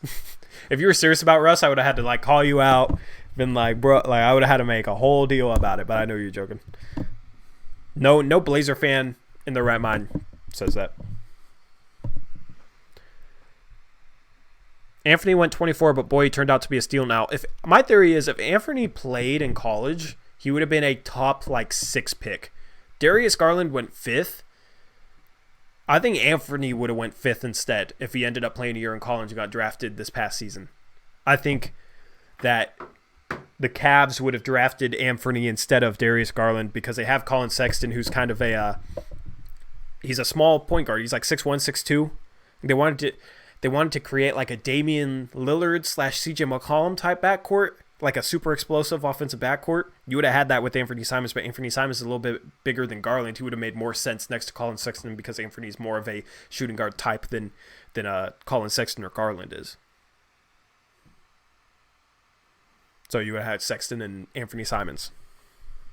That's my theory. He would have been 5th overall pick in this last year's draft if he went and played in college, because he would have killed it in college. People just didn't draft him because he didn't play college. But he was a highly rated recruit. He was like 7th in his high school class. We got a steal. I wasn't that high on that pick when it happened too, but like I convinced myself like, okay, this guy is, super high upside guy. So maybe in a 2 to 3, or maybe in like 3 to 4 years, he can be a helpful member of this team. 2 years in, and he's already getting like 19 points per 36, already efficient, already like becoming better on defense. Like this dude's, he's so exciting, dude. I love our young talent. That's the thing. As most teams in our position would be like, damn man, we're struggling. We need to win a championship. We don't have much young talent to look forward to, but we got Little, steal. Anthony Simons, steal. At 24 and 25 the past 2 years. Collins, he's hurt, but I still think Collins is going to pan out. Nurkic is still pretty young. Like, we're looking good for the next 10 to 15 years. Dylan Block, oh wow, you're still live? Yeah, I've been chilling. We're at 2 hours, 20 minutes since the live stream. I really don't have much else to do right now, honestly. So I might shut down the stream too, but I like chilling with you guys. I like hanging out. I like hanging out. Maybe in the future, man. I'd game on. I'd do a gaming live stream at some point. 2 hours. I don't know. 2 hours into a post game show. If I had like a setup,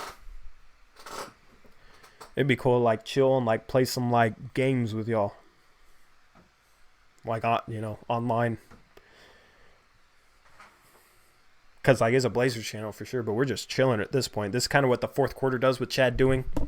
About 2 hours in, they're just taking calls and they're chilling. It would be cool to set up like a caller line, but I don't know how to do that. Caleb Jackson, it's 12:20 and I have church. Tomorrow, but Portland is life. Caleb Jackson, where are you at? Where it's 12:20. It's only 10:20 for me. PS4 or Xbox? PS4 or online? I don't know. Can't do it with my setup, but screw Chad doing. Hey, Chad's all right, man. Chad's all right. He's just a little edgy and a little too brash sometimes. But I can be too, so. Do you think CJ could put up Bradley Beal's numbers if he was on his own team? I think so. I think he might look to facilitate a little bit more. Caleb Jackson, yeah, I'm a Portland fan and I live in Alabama. Dame made me start watching 4 years ago. Shout out to Caleb Jackson, Alabama. Yeah, man, I could totally understand being a huge Dame Lillard fan. And Productions, I saw that shot Lillard made in 2014 against the Rockets. Man, I hopped on the bandwagon. Just kidding, Portland ain't no bandwagon. And Productions, you've been in here on these post-game streams when Portland is struggling, so I know you aren't a bandwagon, man. You've been riding with us. What did Nas Lil do to impress you? Athleticism, hustle, heart, energy. I love those things. His skill needs to come a little ways, but like he has time. He's 19 years old. He has the package. He has the athleticism. He has the energy. He has the motor to be a good player. At least he's like a defensive stopper. Because he's a great defense too. Great defender for a rookie too. He's not a great defender in general yet, but like for being 19, he's a like considering like how young he is and being a rookie, he's a good defender. Caleb Jackson, I'm glad I found this channel. I found it when I was looking up Melo stuff on YouTube. So we got Caleb Jackson new to the channel. Yeah, man. Glad you found this channel. I'm gonna try and market it to more Blazer fans, man. But yeah, I knew that Melo thing would help more Blazer fans find this channel. So that's why I was excited when it went down. I knew it was gonna help this channel because we had a huge uptick in subscribers. We've gained like 70 subscribers the past 2 days, so we've had a bit of an uptick. Also that content got lots of views, which is cool. That live stream after Carmelo signed, I went live, popped off. I had like 300 some people in here watching me live. It was insane. But that Carmelo Anthony breakdown got me solid 3,200 views so far. So it's more views than I've had in a while. But I don't really. That's the thing. I talk about views. I don't really care about views, man. Like the community, sitting here with you guys for 2.5 hours after a Blazers win. That's what I love. But also it's cool to see like 3,000 views on a video, which like to a lot of you probably doesn't seem as like much because a lot of the guys you watch probably are getting like 10,000 views, 20,000 views, 100,000 views. But like speaking personally from a YouTuber, it's cool to know that you made some. You had like 3,000 people watch it. Shout out Travioli, $5 donation. He's been dropping lots of donations tonight, here and there. Little drop. This one's a $5 one. He says it's rough being a fan from the Central Time Zone. I'm always willing to stay up to see your post, mellow or not. I'm here for you. He better be good. Appreciate it, bro. Yeah, man. It's a ride or die community. Nike 2493 says, came across your page a few months ago. It's hard getting content for a Blazer fan on the East Coast. Glad I found your channel. Yeah, that's what I love about YouTube, man. Like the local coverage here, they can't reach people across the world or on the East Coast. So I'm able to do that. You know what I mean? So that's what's cool about this, is I'm able to do that. But I also, try and feel like my niche is a guy who will go in depth, but also like wears hard on his sleeve.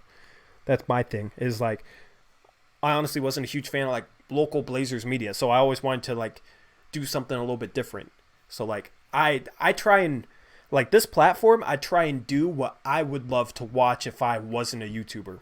You know what I mean? So like that's kind of how I try and make content, is I try and think like, okay, what would I want to hear? What type of content would I want to see? That's how I kind of do things. I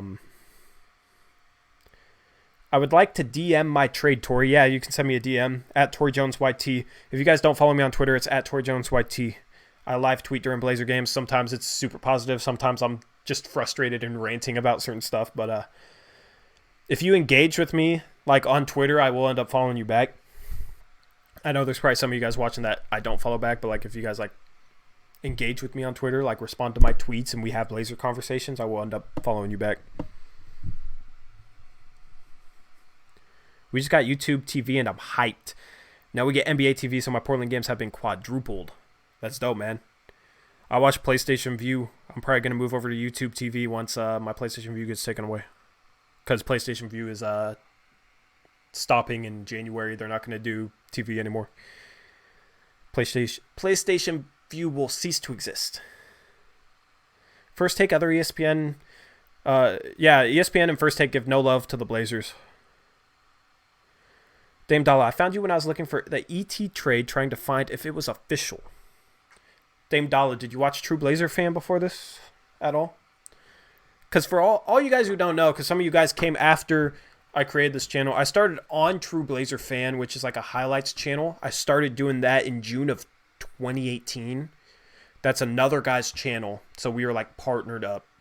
He does full game highlights, and I approached him. I did YouTube starting in 2017, August 2017.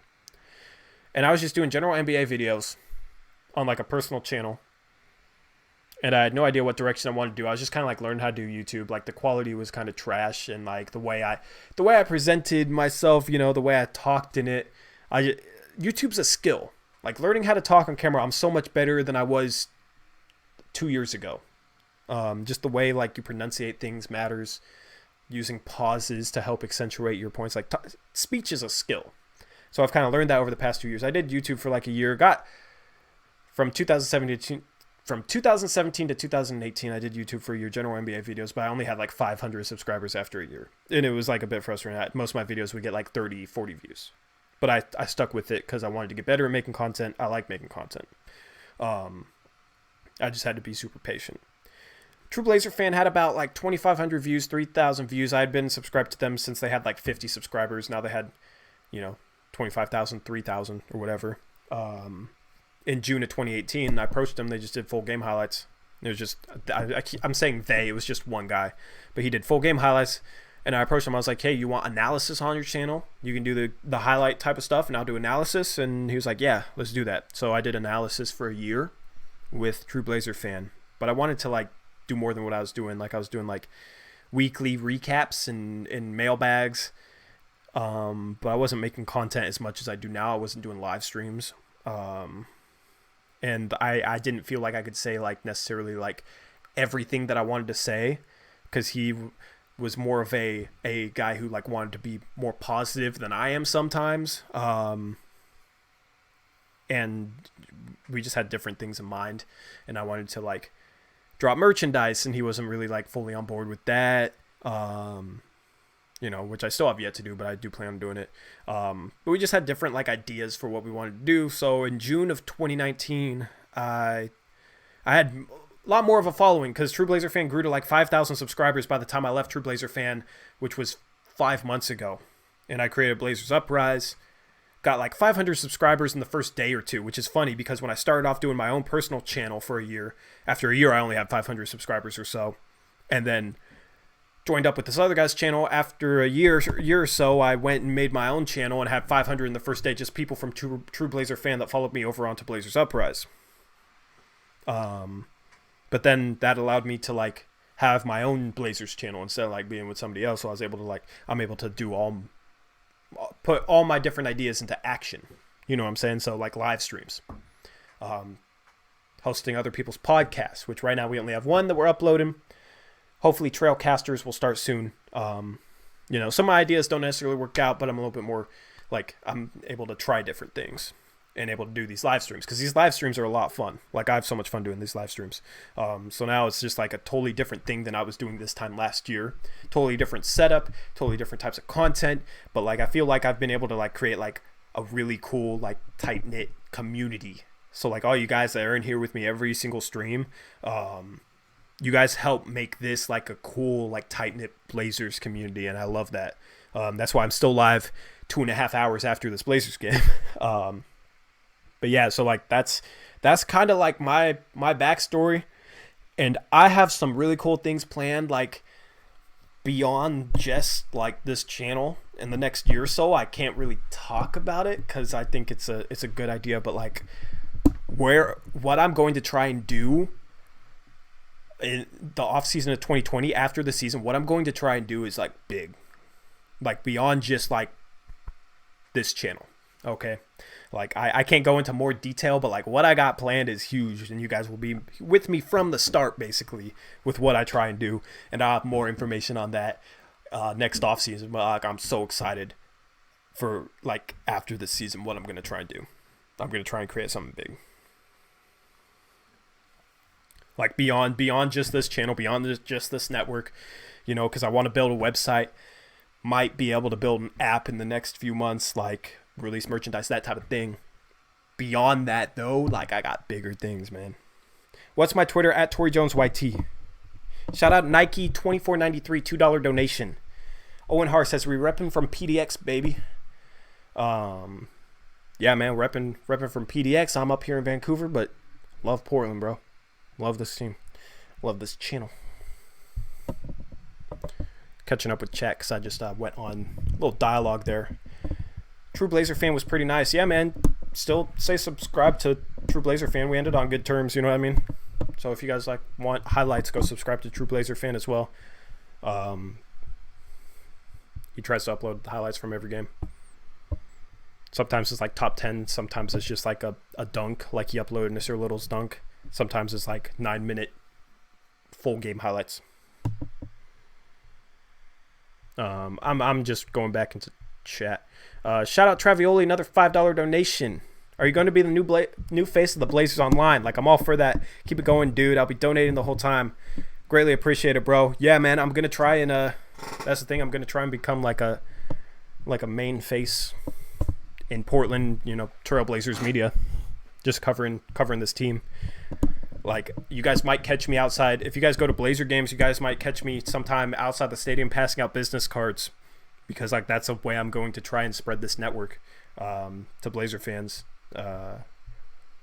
Thing is, I know like I know like I recognize your guys' name from being in here every single day. Like Travioli, I remember you, bro. You're killing it with the donations tonight. Greatly appreciate it for sure. Like I'm familiar with like the people that are in here from the jump. Even if we have like 300 people in here, I know like who's been with me. Like I recognize your guys' usernames. Even though there's like a lot of different people, I still like recognize your names for sure. Good night, Devin Gray. Didn't catch that. You're in Maine. Damn, you're all the way up in Maine. Gotta go to sleep. All right, bro. Have a good night.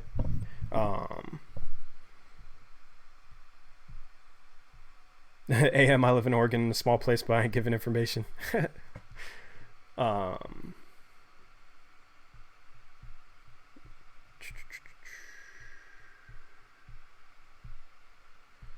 Owen Hart, yeah, for real. Shout out to you for staying live for 2.5 hours. Really shows your commitment to the stuff. Yeah, bro, man. It doesn't even feel like commitment, really. I'm just sitting here chilling, talking to you guys. My voice is starting to get sore, though. Normally, once my voice gets sore, then I'm like, okay, I'm out. Because talking for 2.5 hours straight is a bit tough on the voice, but like, it doesn't really feel like work. You know what I mean? I'm just chilling with you guys, just talking Blazers. I love doing that. Sorry I'm late, Alex Morgan. Feels good to be here after a win. Tough to give up a big lead, but it's a win nonetheless. Only got to see the box score. Looks like Nasir finally got minutes late. Yeah, Nasir was great tonight. Nasir was a lot of fun to watch. What's up, Alex, though? Imagine Porzingis in Portland. Porzingis and Nurk would be interesting, yeah, for sure. I'll try to catch up with chat here. A1, day one. Cash me outside, Tory 2019. Cash me outside of Moda.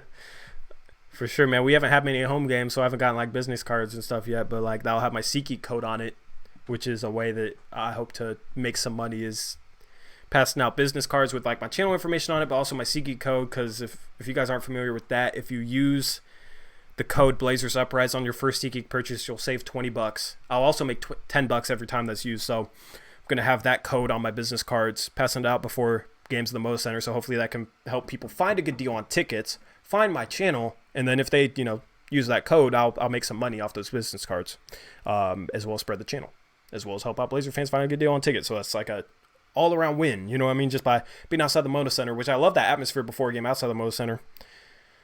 So it'll be interesting to see like how it is passing out business cards before a game.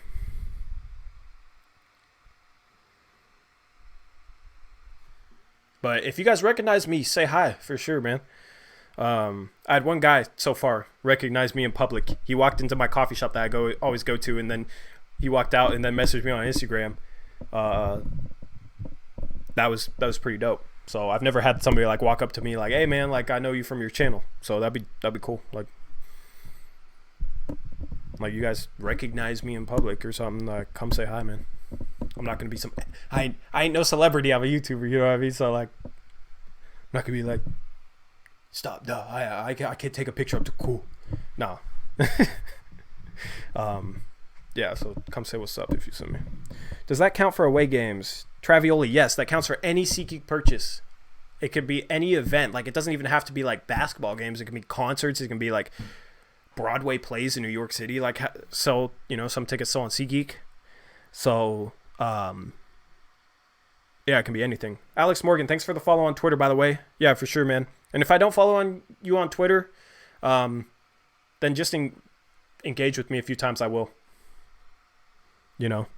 Comment on my tweets, like them, retweet them. What happened to the guy when you or Eric were watching the live stream? What do you mean? Which guy? And Productions, I should go outside a little more because being isolated right now. Yeah, man, gotta get that vitamin D. I don't go outside enough. My hours are kind of crazy. Like my girlfriend is works night shift. So a lot of times we're up at night, or I'll go see her on her break in the middle of the night. My bad, the draft live stream. Oh, you're talking about Damani. Yeah, Damani, me and Eric met off a Blazers forum, and Damani, I also met him off that forum. He was on our 3-on-3 team. We had a draft party, and we were doing our draft live stream from there, so Damani was just there chilling with us. Damani's hella cool. Dude, Damani's energy too. I'll have to get Damani back on a stream, man, because he was there for our very first stream. And like, he'd be good on like his energy, dude. If you guys don't know who I'm talking about, go check my initial draft live stream. The thing is it's super choppy. When I live streamed it, it wasn't choppy, but like the video that stayed up afterwards for whatever reason was choppy. But that draft live stream was a lot of fun. This next season, I got like plans on how to do that a lot better though. It'll be a lot better this next season. But if you guys want, yeah, he seems like a fun guy. He is, man. Like, I'll have to get him back on a stream sometime. But he works a lot and has like I think his kid's like 11, 12. All right, see you later, Noah Kirkpatrick, man. Have a good night. Yeah, I'll have to get him back on the stream because like he's a guy who's like he was great on stream during that draft live stream. That was the first time he was ever on it. He's just his energy is top notch. And Productions. Oh, by the way, I have an album in the works right now. I call it Promised Land. I will drop it on June 2020. What type of music you make, bro? I'll definitely give that a listen. How'd our defense look late? Looked like Spurs went on a run early into the fourth. Did we clamp down and change coverages, or did they go cold? Our defensive effort was trash the second and third quarter, and we just weren't really focused. So a lot of time it was like one guy would switch on a pick and roll and one guy wouldn't. So the guy driving the lane would have a wide open lane. I don't know. It just we were soft inside. We weren't really rebounding the best for a stretch there. So they were getting a lot of points like that. And we were getting lost trying to get through screens in their sets because the Spurs were a really good set. So that was kind of the problem. Late, we didn't really switch up coverages, but we regained focus and started playing with more defensive energy and started to kind of play more on the same page. So that's what I'd say happened in the fourth quarter. We played really good defense in the first quarter.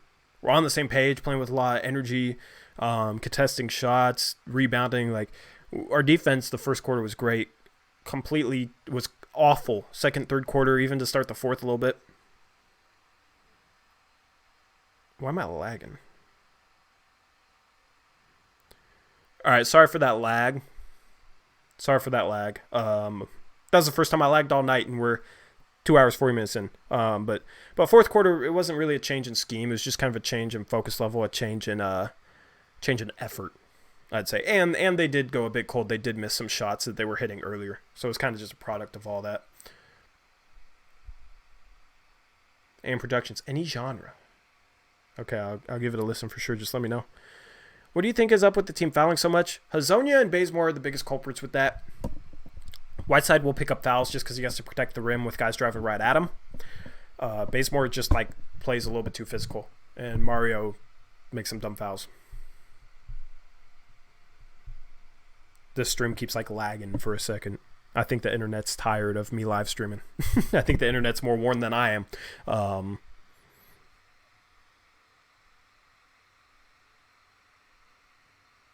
But yeah, I don't know. It's just we have gotten better with our fouling. We were leading the league in fouls.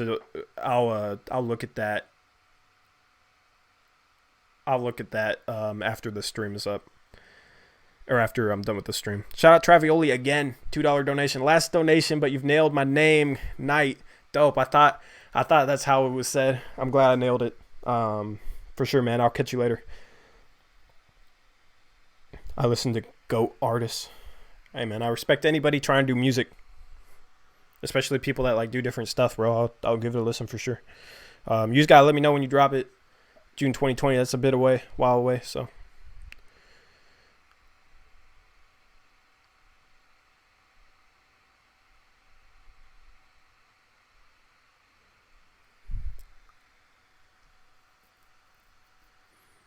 And Productions, I think he was responding to Dame Dollar. Everyone talks about Kawhi not being the best in the world. Me, hey, like the Kawhi meme. All right, so internet's starting to give up on me here. So I'm gonna log off this live stream. We had a 2-hour, 43-minute live stream right now.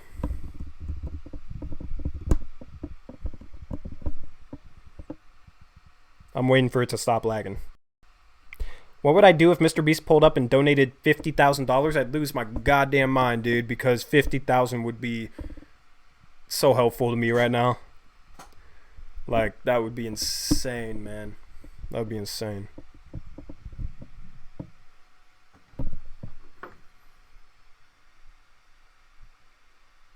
My internet hates me right now all of a sudden. Alright. Yeah, I'll catch you guys later. Internet's starting to give up on me. It keeps lagging. Like every 5 seconds it's starting to lag. So hopefully you guys can still hear me. I'm going to wait for it to stop lagging and I'm going to say peace out. Yeah, I'll catch you guys later for sure. If you guys can still hear me. I don't even know if you can hear me anymore.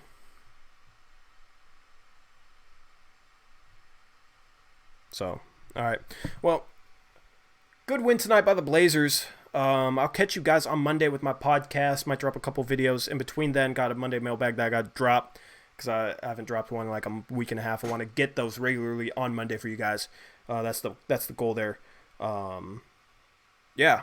But we will have our podcast on Monday, then our post-game stream on Monday after the Houston game. Our podcast will be basically a pregame show. It will be right before that Houston game, since that Houston game goes live at 5, and usually we start our podcast around 3:30. So I'll catch you guys then.